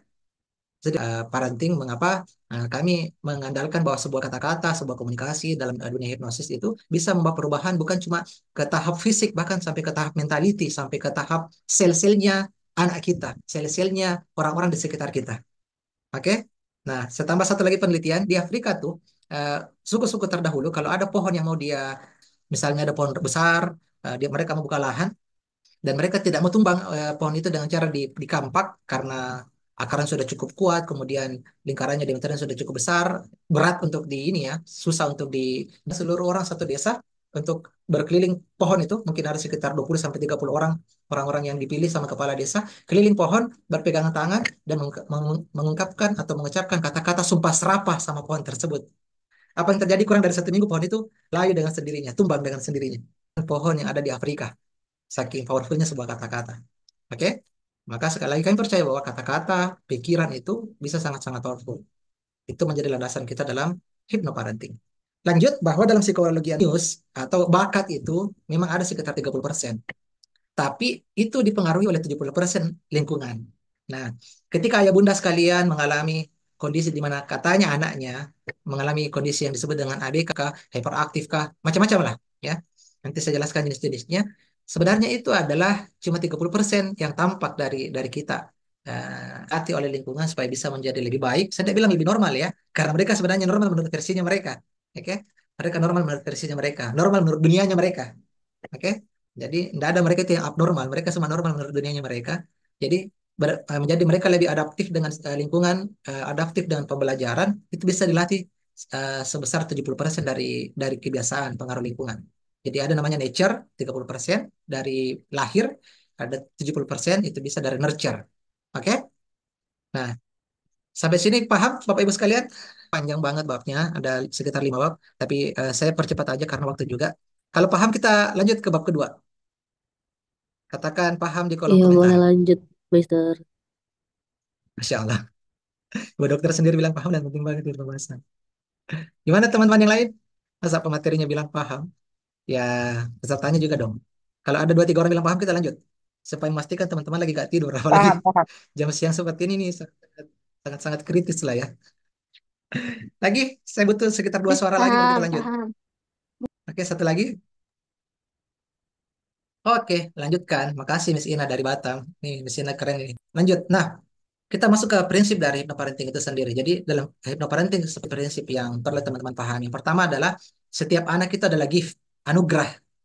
Kita nggak bisa mengatakan anak pertama saya itu adalah anak normal, anak kedua saya ini adalah anak ABK, anak ketiga saya ini normal dan sebagainya. Nggak bisa kayak gitu. Karena setiap anak itu adalah anugerah. Ya, ada yang gagal punya anak. Tidak semua orang yang menikah, ya, tidak semua orang yang berkeluarga itu bisa punya anak. Karena kenapa? Ya, mungkin saja karena mandul, mungkin saja karena belum diizinkan sama Tuhan, mungkin saja karena anaknya meninggal dan sebagainya, dan macam-macam lah, ya. Jadi orang tua, karena tidak semua eh, orang yang sudah menikah itu punya anak, maka sadarilah bahwa semua anak itu adalah anugerah. Bahkan dikasih anak yang katanya berkebutuhan khusus. Kenapa saya bilang katanya? Karena sebentar saya jelaskan ya yang katanya anak berkebutuhan khusus itu pun itu adalah anugerah. Sebagaimana tadi ceritanya Ibu Dokter Fitmasa sebagai autism, saya ketemu beliau beberapa tahun yang lalu dalam kondisi yang baru sadar, baru tahu dan baru ngeh, baru berusaha untuk mencari cara untuk menterapi anaknya. Alhamdulillah ketika ketemu setelah beberapa tahun setelah itu, alhamdulillah anaknya sudah banyak ketemu dengan saya, dia jabat tangan saya, dia cium tangan saya, kemudian bahkan dari situ terinspirasi untuk bikin klinik. Wah itu keren banget. Dari situ orang tanya terinspirasi bisa punya lapangan pekerjaan, buka lapangan pekerjaan itu keren banget gitu ya. Jadi kita kali ini bisa juga menginspirasi ayah bunda sekalian nanti untuk bisa mungkin akhirnya bikin sekolah di tempatnya masing-masing, setidaknya bikin tempat terapi kah, klinik kah, atau apapun namanya ya, di sekolahnya, di kotanya masing-masing gitu ya. Karena kenapa? Kalau sudah tahu ilmunya, tinggal diterapkan sebenarnya ya. Oke, siap? Kira-kira? Kira-kira kalau saya tanya kepada anak-anaknya berhasil gitu, insya Allah ya. Anaknya berhasil untuk berubah, jadi lebih responsif, jadi lebih bersosialisasi, kemudian ada perubahan, sudah tidak speech delay lagi, tidak slow learner lagi, tantrumnya berkurang, kemudian apalagi namanya, banyak perkembangan dalam pembelajaran. Kira-kira teman-teman berniat tidak kita perluas keilmuan ini kepada banyak orang? Sepakat tidak? Katakan sepakat di kolom komentar kalau sepakat. Saya suka interaktif supaya teman-teman ini nggak tidur ya. Sepakat tidak kalau kita perluas ilmunya? Paham. Masya Allah. Ibu Siti Hajara, Ibu Herani, Ibu Nurlia, Ibu Indah, Ibu Afifah, Ibu Adinda, Masya Allah, bunda-bunda yang keren-keren banget ini semua ya. Insya Allah ya, Bismillah ya.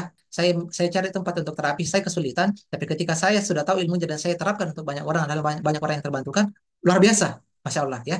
Banyak sekali saya ceritakan kalau ada waktu sebentar di akhir ya. Nah, Bapak Ibu sekalian, silakan dari kata-kata yang ada di slide sekarang, apa yang muncul pertama kali dalam pikirannya Bapak Ibu sekalian? Silakan ketik di kolom komen. Yang paling cepat yang bisa dilihat. Ayo, kata-kata yang muncul di slide sekarang, kata apa yang paling kelihatan, paling cepat? Nah, oke.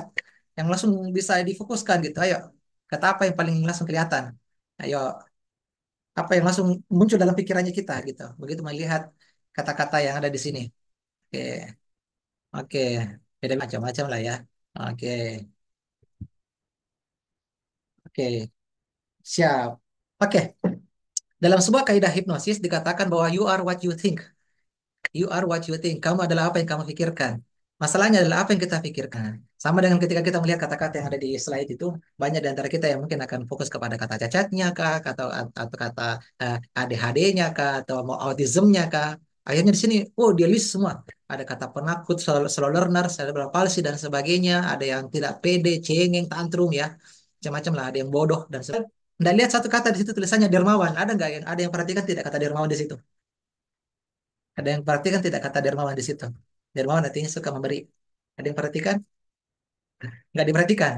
Ya, disitulah terkadang kita melihat anak kita sendiri yang katanya dengan kekurangannya dia, akhirnya kita tidak memperhatikan apa yang menjadi sedikit kelebihannya dia, yang kalau itu bisa dioptimalkan, bisa dimaksimalkan, itu bisa jadi luar biasa teman-teman sekalian. Oke? Oke? Yang miss, yang terlewat itu berarti you are what you think. Apa yang kita pikirkan itu juga akan menjadi. Sengaja saya bikin simulasi seperti ini supaya menunjukkan bahwa kita jangan terlalu fokus sama kekurangan anak-anak kita, tapi fokuslah sama ada mungkin satu kelebihannya, fokuskan kita perlu asah, kita perlu latih gitu. Oke? Sampai di sini paham ya?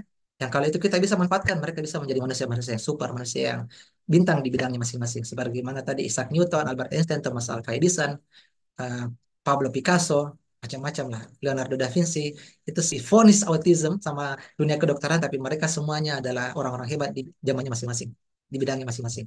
Oke, lanjut.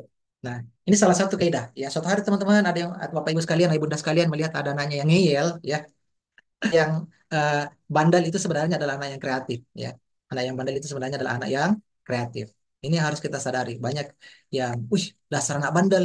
Ini bapakmu siapakah? Mamamu siapakah? Nakal sekali ini anak, ya kan? Misalnya kita kasih kalimat seperti itu, misalnya sama seorang anak, atau misalnya lagi di masjid ada yang lari-lari dan sebagainya, kita langsung gemes sendiri ya. Nakal sekali ini anak ya. Ternyata dia ada sebenarnya anak yang kreatif, kreativitasnya tinggi gitu. Kalau anak yang cengeng yang suka nangis ya, itu sebenarnya adalah anak-anak yang punya apa kecerdasan emosi yang tinggi, kecerdasan emosionalnya tinggi. Kalau dia suka ngeyel, artinya kepercayaan dirinya besar. Kalau dia rewel, ya berarti punya keinginan yang kuat. Ini landasan, landasan dalam hypnoparenting. Kita harus punya sudut pandang yang berbeda sekarang terhadap anak-anak kita.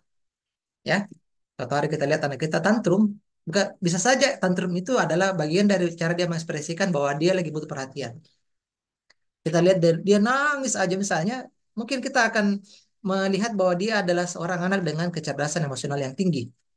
Yang kalau kita bisa manfaatkan, dia akan menjadi orang yang dermawan, nantinya suka membagi, dia akan menjadi seorang filantropi ya, bikin yayasan, bikin lembaga, menggratiskan sekolah, menggratiskan kesehatan dan sebagainya. Bisa jadi seperti itu. Kita lihat anak-anak yang ngeyel, ya dikasih tahu satu jawabannya tujuh. Ya ini misalnya anak punya kepercayaan diri yang besar. Sayangnya orang tua kita terkadang menggertak anak-anak seperti itu, akhirnya yang terjadi dia kehilangan kepercayaan diri, ya. Sehingga ketika dia kehilangan kepercayaan diri, yang terjadi adalah kita akan mendapati dia di masa dewasanya, masa remajanya, dia akan menjadi orang yang tidak pede, ya. Apa-apa keputusan minta sama orang tuanya. Bahkan saya pernah ketemu sama seorang anak usia 17 tahun yang masih minta pertimbangan sama mamanya, laki-laki, mau pakai celana dalam warna apa pergi ke sekolah. Ribet nggak tuh? Dia nanya sama mamanya, mama pakai celana dalam warna apa? Saya sebentar pergi ke sekolah. Usianya sudah 17 tahun. Maka saya mengatakan, Bu, ada yang salah dengan pola asuh ibu waktu anaknya masih kecil pasti. Saya serius dari memuji orang tuanya. Orang tuanya kerja di kesehatan lagi, tapi sebagai promotor kesehatan. Oke? Bisa dipahami? Itu karena mungkin anak-anak ketika dia ngeyel, kita sering membentak mereka dan mengatakan, "Heh, kamu tahu apa? Kamu masih kecil." Jangan-jangan bukan anak kita, kita sendiri pernah dikasih begitu waktu masih kecil ya. Betul ya? Iya. Jadi ya kalau kita pernah mengalami seperti itu, kita sekarang jadi tidak pede. Banyak di antara kita kalau disuruh tampil tidak pede di depan umum, ya bisa saja karena dulu kita sering digertak sama orang tua kita. Maka sadarilah dan berhenti. Jangan jangan meneruskan dosa jariah itu kepada anak Anda ya.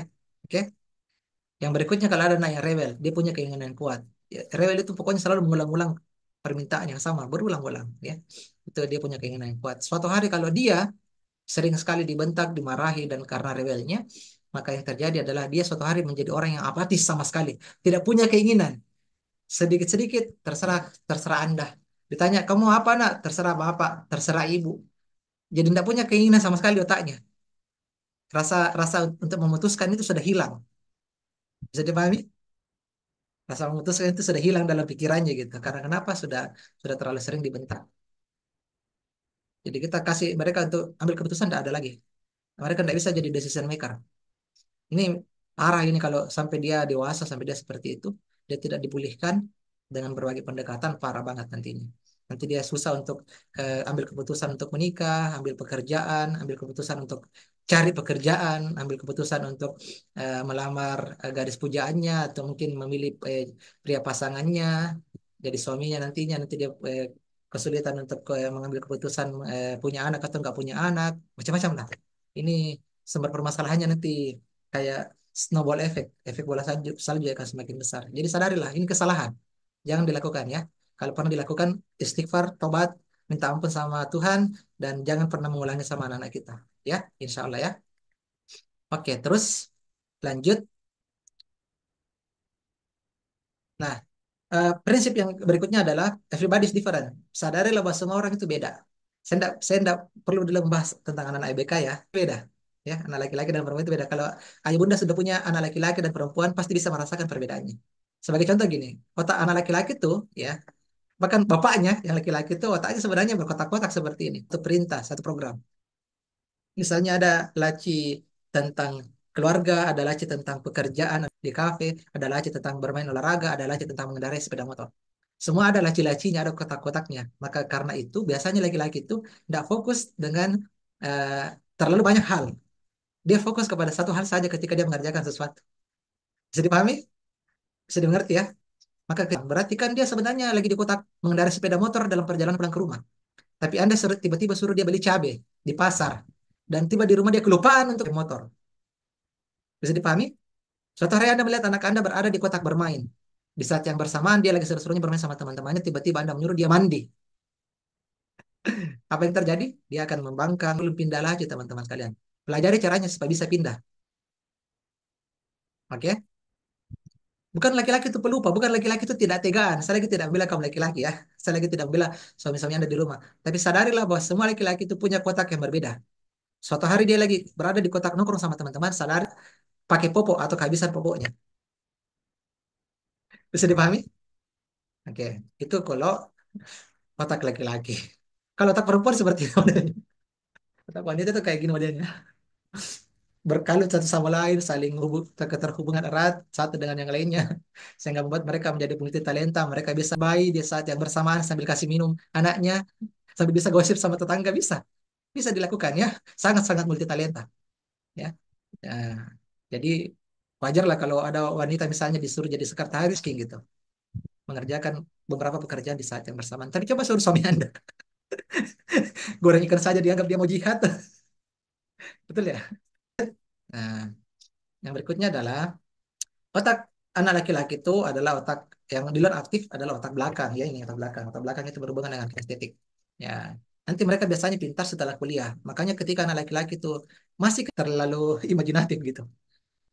Lihat kertas sedikit dia jadikan layang-layang, dia lihat kertas sedikit jadikan kapal-kapal, lihat daun-daun sedikit dia jadikan apa gitu ya. Itu terlalu kreatif karena otak belakangnya aktif, kinestetiknya aktif, selalu mau bergerak. Biasanya mereka nanti pintar setelah kuliah, nanti terbentuk seluruh otaknya, masih menjadi kritis setelah dia kuliah. ya jadi pendemo dan sebagainya itu. Jadi tukang baca buku nanti dia kuliah. Sedangkan anak anak anak ini anak cewek itu dia sudah otak kanan otak kiri sudah aktif. Udah bahkan anak saya alhamdulillah usia 1 tahun nih sudah aktif otak kanan kirinya. Dia sudah cerewet, dia sudah pintar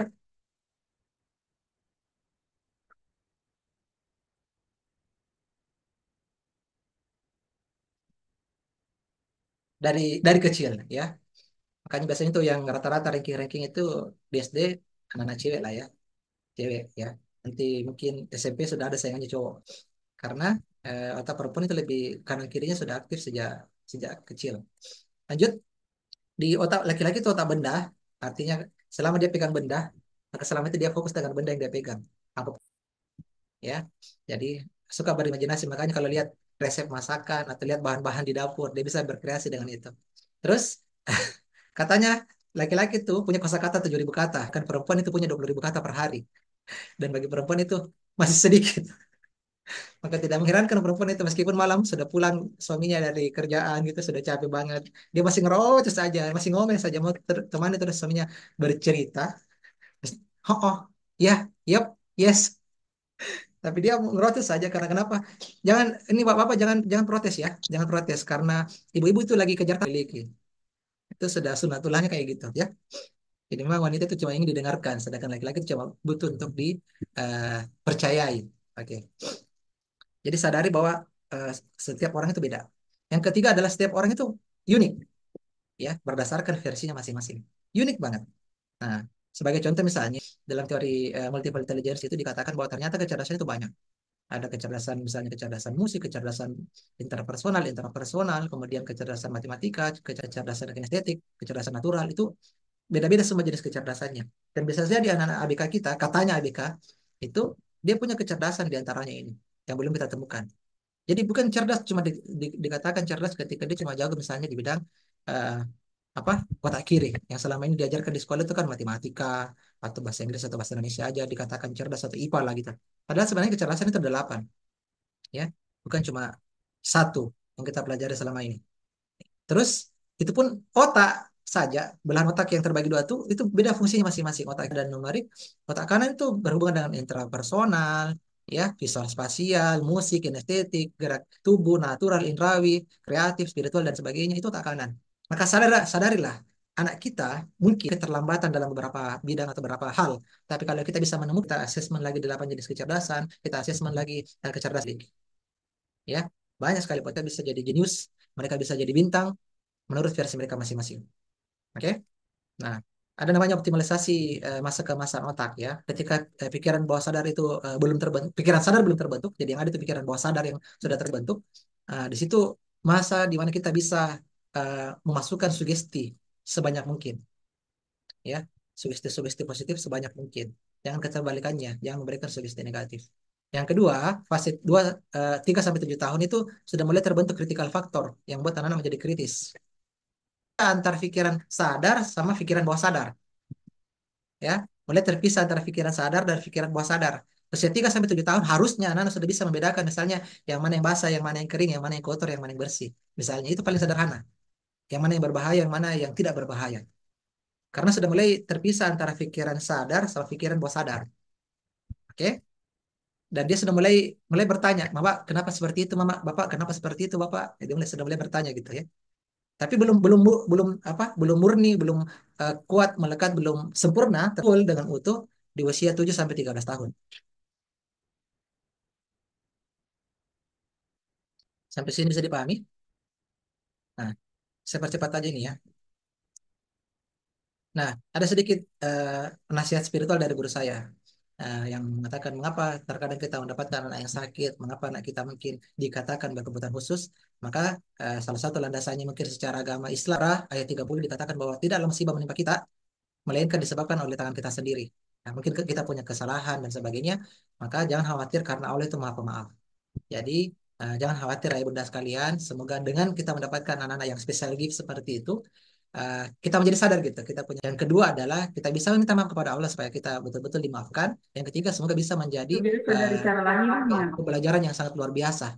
Kita merubah yang katanya tadi berkebutuhan khusus, kita merubah mereka menjadi bintang di bidangnya masing-masing. Oke? Lanjut, prinsip yang berikutnya adalah Semua anak itu jadi dalam dunia hipnosis, bahwa dalam dunia hipnosis itu semua potensi, semua karakter yang tampak itu cuma 12%, ya. Dan yang tidak tampaknya itu adalah sebesar 88%. Atau dengan kata lain, potensi pikiran sadar itu cuma sekitar 12%, ya, kalau adalah 88%. Jadi kalau kita bisa berhasil masuk ke 88%-nya, dan antaranya dengan menggunakan metode hipnosis, maka insya Allah kita bisa merubah pikiran bawah sadar anak-anak kita, ya, sampai ke perilaku bisa, insya Allah. Oke, ini percepat aja karena waktu ya. Salah satu hal yang penting, jadi suatu hari Pak Guru yang ada di hutan ya, Pak Guru yang ada kambing lah, ada anjing lah, ada kuda laut lah, ada ikan, ada gajah, macam-macam, ada monyet dan sebagainya. Pak gurunya bilang begini, oke anak-anak, hari ini kita lagi ujian. Menurut Bapak Ibu sekalian, Ibu Bunda sekalian, kira-kira siapa yang menang dalam perlombaan tersebut, dalam ujian tersebut? Dengan dua tangan dan dua kaki. Kira-kira siapa yang menang? Siapa yang lulus ujian? Hah? Oke, mungkin di antara kita semua akan sepakat bahwa yang menang adalah kenapa? Itu sesuai dengan kebiasaannya dia, kecerdasannya dia, capability. Oke, jadi di situ ada penggabungan antara capability, ada capacity, ya. Kita bisa mengukur semua anak itu punya kemampuan yang sama. Kita tidak bisa mengukur adalah cerdas menurut versi anak kita masing-masing. Ya, setiap orang itu adalah jenius. Tapi kalau kau eh, menilai seekor ikan dari pikir bahwa seumur hidupnya bahwa dia adalah makhluk yang bodoh, makhluk yang idiot. Bisa dipahami? Karena ikan disuruh manjat kapasitinya, bukan juga capability-nya. Oke? Bukan kebiasaannya, bukan kapasitasnya, bukan ayah bunda sekalian. Albert Einstein pun tidak dikatakan jenius karena dia cerdas di semua mata pelajaran, tapi dia karena jenius dengan satu bidang yang digemari saja. Kebetulan yang digemari adalah fisika, dunia fisika. Oke? Lanjut, bahwa setiap orang katakan bahwa anakmu bukan anakmu, tapi mereka adalah milik zamannya. Maka didiklah anak kita sesuai dengan zamannya. Oke?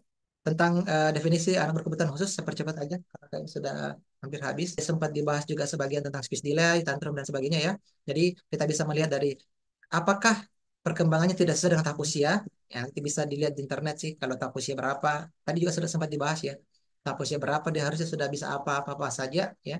Kemudian apakah dia punya kesulitan dalam belajar atau kesulitan dalam memperhatikan. Yang ketiga, apakah dia punya respon sosial yang berbeda tentang kontak mata, interaksi dan sebagainya, misalnya tantrum dan sebagainya. Yang berikutnya adalah apakah dia punya kondisi medis tertentu, ya. Kondisi medis tertentu itu juga masuk dalam anak-anak berkebutuhan khusus. Nah, ini eh, apalagi namanya beberapa beberapa pendekatan lah ya. Ini pembagiannya dari beberapa jenis pendekatan. Jadi misalnya ada berdasarkan jenis hambatan yang dialami saat ini, ya. Kalau berdasarkan jenis hambatan yang dialami saat ini, itulah ada katanya tunanetra, tunarungu, tunagrahita, tunadaksa dan sebagainya. Teman-teman, ini pengayaan aja ya. Ini pengayaan aja. Materinya nanti saya kirimkan lewat WA. Saya gak usah jelasin semua, ya. Karena nanti saya sebenarnya mau fokus ke bagian terakhirnya. Gimana cara menghandle-nya ya. Ini kemudian berdasarkan kondisi neurologisnya, misalnya ada ASD, autism, ADHD, diseleksi dan sebagainya, slow learner. Kemudian ada juga berdasarkan kategori yang lain, misalnya epilepsi, hidrosipalus, dan cerebral palsy dan sebagainya. Lanjut,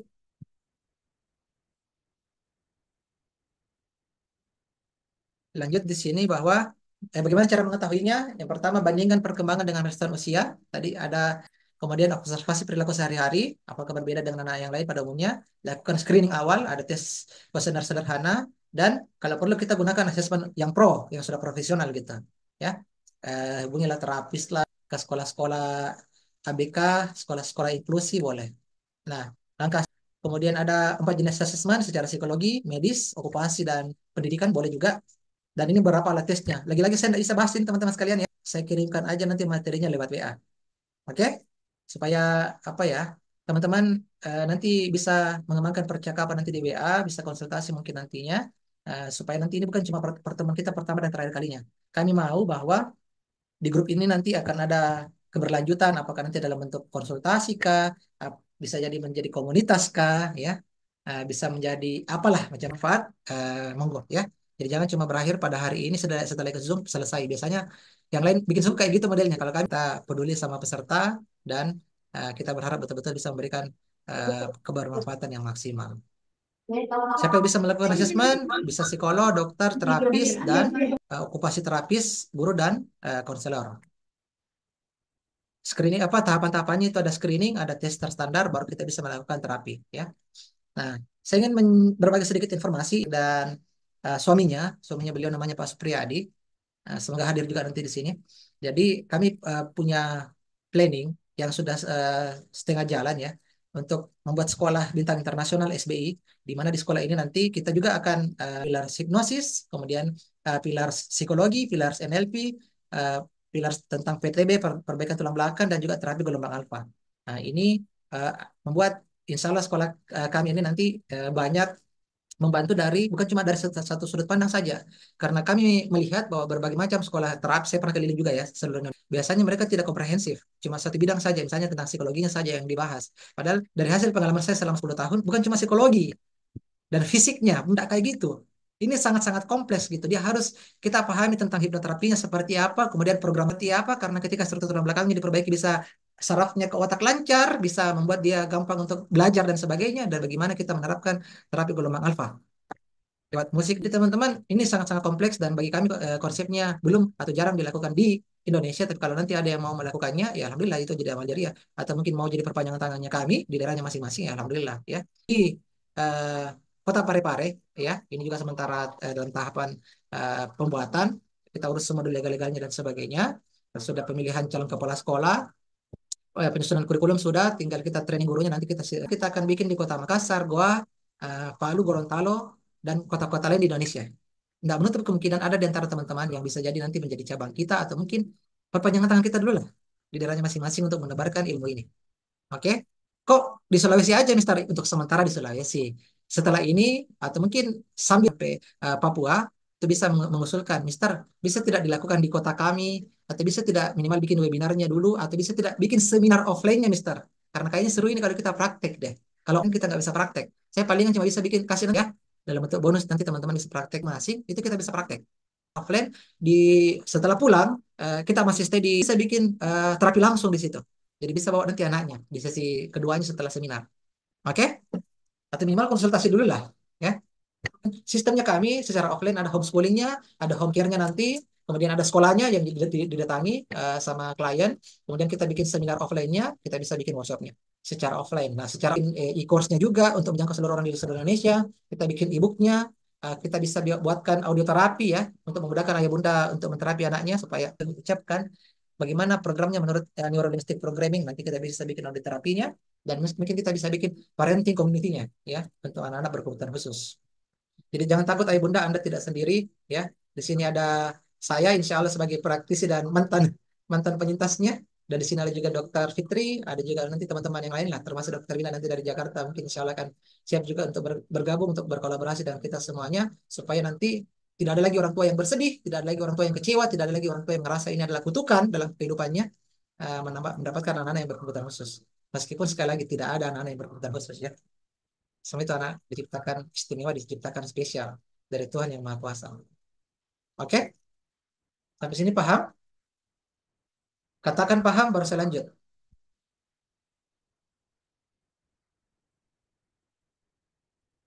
Minimal dua orang yang katakan paham, saya lanjut.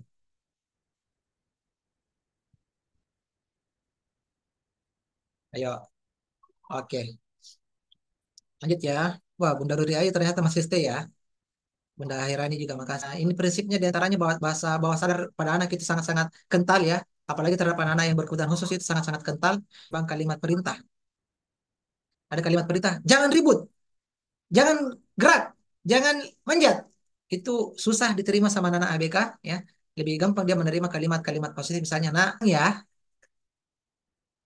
Nah, itu diantaranya eh, memaksimalkan potensi pikiran bawah sadar. Kemudian yang kedua ada namanya ritual harian berbasis sugesti ya. Itu untuk menguatkan anak-anak kita, menyisipkan kalimat-kalimat penguatan ketika anak-anak kita mau tidur ya. Misalnya, hari ini kamu sudah berani mencoba nak, besok kamu akan menjadi semakin percaya diri. Itu contohnya ya. Tentang skripnya atau contoh-contohnya nanti saya bagikan saja sebagai bonus di bagian terakhir. Kemudian komunikasi penuh visualisasi, cerita, pakai gambar, pakai bermain peran ya. Itu lebih menciptakan film-film yang positif, gambaran positif di pikirannya masing-masing. Apalagi kalau anak-anak yang ADHD, yang speech delay dan sebagainya itu cocok sekali. Jadi dia harus dimaksimalkan dari segi visual, auditory, kinestetik. Oke? Lanjut? Lanjut ya. Nah, Nih, ini sekarang saya jelaskan. Apakah ada anak yang cacat? Apakah betul ada yang dikatakan anak yang berkebutuhan khusus? Ayo, ayo Bunda, silakan dijawab. Ada betulankah atau tidak ada sama sekali? Kalaupun nanti bilang tidak ada apa apa alasannya dan kalau ada ya nggak apa-apa. Betulankah ada disebut anak berkebutuhan khusus?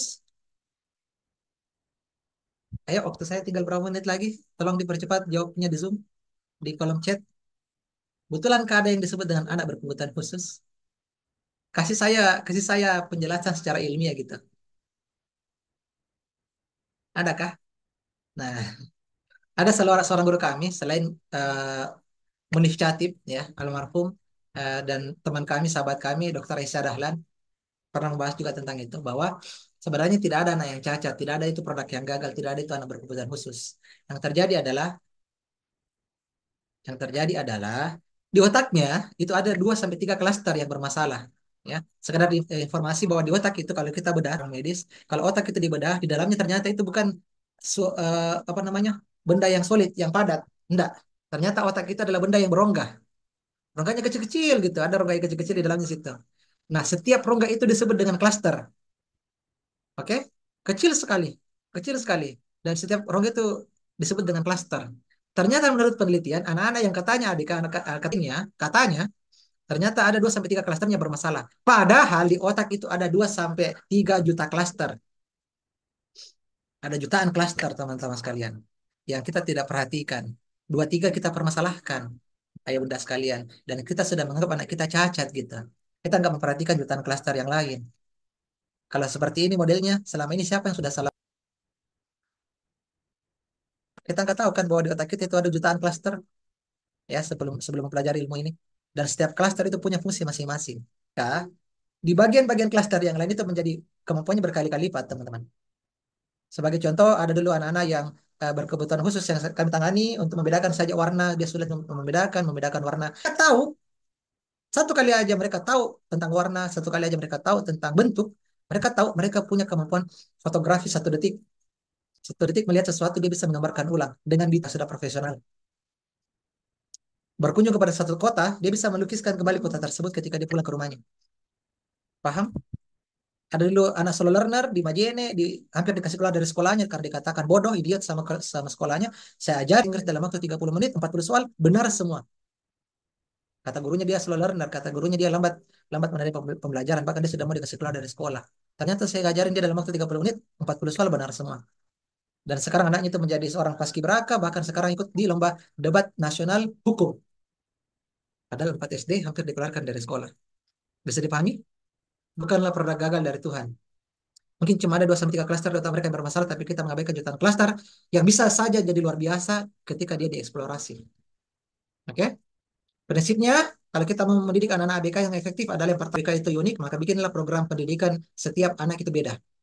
Jangan disamaratakan. Maka nanti terapis kami pun ajari seperti itu. Setiap anak punya kurikulum yang berbeda. Harus spesifik, harus realistis, harus berbasis kekuatan anak, dan bisa terukur. Yang kedua harus kolaborasi 3 pihak. Orang tua, guru, dan terapis harus sinkron. Tidak boleh terapisnya saja. Tidak boleh orang tuanya saja. Tapi harus tiga-tiganya sinkron. Saya percepat aja nih karena waktu. Saya membahas tentang kita selama ini terlalu fokus dengan kekurangan anak-anak kita, padahal kita lupa bahwa kita harus kalau ada kasus seperti ini. Matematika kita dapat 3, ya. Pembelajaran kita yang lain dapatnya ada 7,5, 6, 7, 9, 6, 8. Kira-kira kita kalau modelnya seperti ini waktu sekolah dulu, kita dikasih kursus tambahan atau les apa? Jawab di kolom komentar. Kita dikasih kursus apa? Kursus apa kira-kira? Pembelajaran tambahan apa waktu kita sekolah dulu? Apa? Les matematika. Atau misalnya kasus seperti ini. Bahasa Inggrisnya dapat 4, yang lain dapat seperti ini. Kira-kira anak kita kasih pembelajaran apa? Les apa? Atau remedial apa? Ya, panggil gurunya guru pelajaran apa? Kalau bahasa Inggrisnya dapat 4, yang lain bagus-bagus nilainya. Kira-kira kita kasih les apa? Les bahasa Inggris kan? Inilah saya sebut dengan, mohon maaf sekali lagi, karena saya pernah mengalami dan saya sadari, saya menganggap diri saya pada saat itu disebut dengan kebodohan yang hakiki. Mohon maaf ya, ini kalimat saya gunakan untuk diri saya sendiri ya. Tapi kalau ada yang tersinggung, alhamdulillah ya. Kebodohan yang hakiki karena kenapa? Kita fokus kepada kekurangan anak, kita tidak kita lupa pada kelebihannya anak. Di sini anak kita seninya dapat 9. Kenapa kita tidak kasih kursus seni? Atau setidaknya kursus agama lah ya. Kali-kali aja dia menjadi seorang Pablo Picasso, ya, atau seperti Ahmad Dhani, atau dia bisa menjadi ustadz seperti Ustaz Adi Hidayat. Who knows? Kenapa? Karena kita selalu fokus sama kekurangan anak kita, kita lupa sama kelebihannya dia. Oke? Inilah yang saya sebut dengan sebagian besar dari kita itu mengeksplor apa yang menjadi ketidakmampuan anak kita, dan kita lupa mengeksplor apa yang menjadi kelebihannya dia.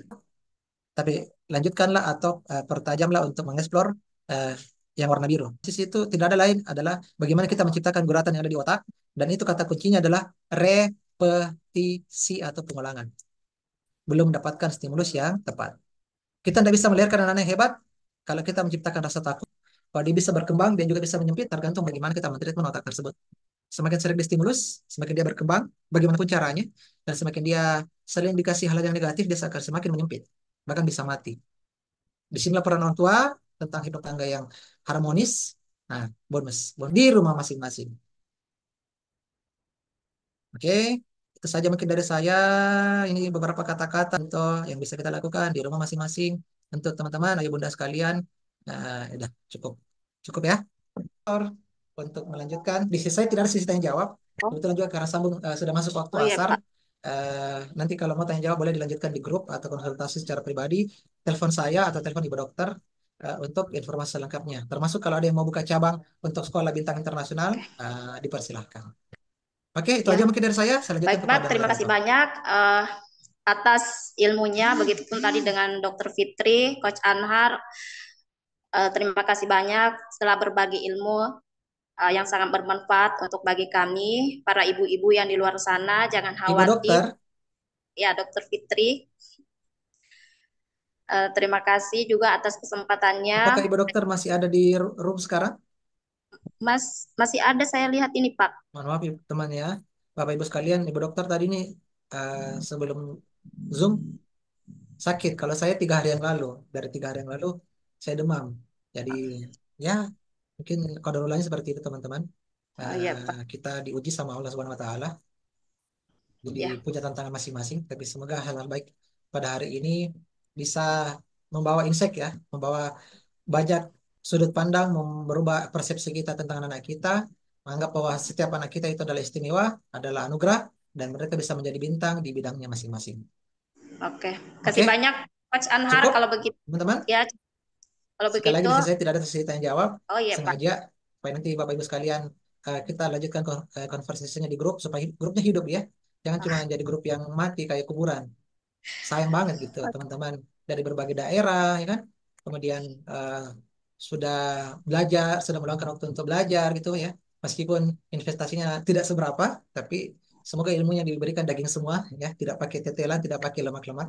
Karena kenapa ini berdasarkan pengalamannya Ibu Dokter sebagai orang tua dari si anak ini yang punya katanya berkebutuhan khusus ya, dan sebagai saya pribadi yang pernah mengalami sendiri dan akhirnya bisa sembuh dan akhirnya punya klinik juga, ada 6 klinik hipnoterapi kami juga di berbagai daerah untuk membantu banyak orang, dan sekarang OTW untuk membuat sekolah. Oke, jadi nanti kalau ada yang berminat untuk tanya-tanya apapun itu ya tentang sekolah, tentang buku dan sebagainya, ya welcome aja ya. Jangan anggap ini adalah pertemuan kita pertama dan terakhir kalinya. Saya tidak senang kalau teman-teman terpuaskan. Justru saya senang kalau teman-teman jadi penasaran karena penasaran adalah awal dari pemasaran. Saya senang kalau teman-teman nanti lanjut komunikasinya, interaksinya di grup supaya lebih banyak lagi insight yang bisa kita dapatkan. Oke? Makasih banyak Ibu Ruri Ayu, makasih banyak Ibu Hairani, makasih banyak Ibu Masna, Ibu Sama-sama. Afifah dan sebagainya sudah berpartisipasi. Semua teman-teman yang berpartisipasi pada hari ini, semoga insya Allah bisa berlanjut di lain kesempatan ya. Bisa jadi Amin. kita bikin sesi kedua, sesi ketiganya dan sebagainya kalau dianggap bermanfaat ya sesi kali ini. Eh, Kemudian bisa jadi kami akan berkunjung ke kotanya Bapak Ibu sekalian, ya, ayah bunda sekalian. Eh, kita berkunjung ke sekolah ke kota masing-masing untuk menyelenggarakan seminar offline-nya. Kita praktek langsung ya. Kalau perlu di sesi keduanya kita terapi anak-anaknya. Jadi bisa apa sih? Bisa ini, bisa bisa bisa membantu banyak orang di sekitar situ juga ya. Bagaimana cara penanganannya? Minimal konsultasi dulu ya, gimana caranya? Atau menjadi perpanjangan tangan kami untuk menjadi cabang kami. Ada yang mau menduplikasi idenya kami dengan materi ini, ya Insya Allah Miss Ina. Miss Ina ini punya sekolah juga ya. Sekolahnya sekolah untuk anak-anak berkebutuhan khusus juga, Masya Allah ya. Dengan tim-timnya diborong semua 5 orang datang ke sini. Keren banget. Saya salut dengan sekolahnya gitu ya. Insya Allah kita bikin seminar offline-nya nanti di Batam. Kebetulan saya pernah ke Batam. Bawa seminar sama seminar parenting, tapi kebetulan pesertanya itu adalah guru-guru dan kepala sekolah, Miss Ina. Guru-guru dan kepala sekolah pesertanya 350 orang. Kalau tidak salah di apa ya, ada kata Golden Slip. Apakah? Pokoknya ada tempat rumah makan, ada lobster gitu ya di tengah-tengah kota gitu. Ya, itu kami pernah bawakan materi di sana 350 guru dan kepala sekolah. Oke ya, teman-teman sekalian, segala kekurangan datangnya dari saya, Mr. Anhar, dan seluruh pengisi materi serta panitia. Segala kelebihannya datangnya dari Tuhan Yang Maha Kuasa. Kepadanya lah kita kembali. Saya tutup supaya lebih berkah dengan doa kafaratul majelis. Subhanakallahumma wa bihamdik. Nasyhadu an la ilaha illa anta.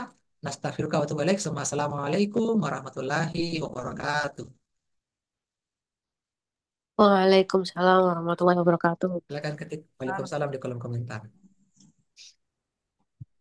Setelah ini teman-teman bisa live group. Tapi kalau mau foto, standby aja, foto, aktifkan kameranya, baru kita foto.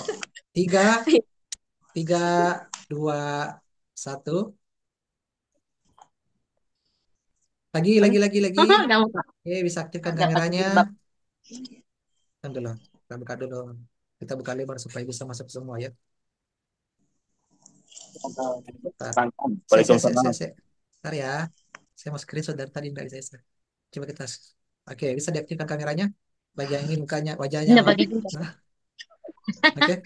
3, 2, 1. Oke. Terima kasih banyak. Sekian. Assalamualaikum warahmatullahi wabarakatuh. Waalaikumsalam warahmatullahi Silakan ya. wabarakatuh. Nah, ini kan proyek apa namanya? Proyek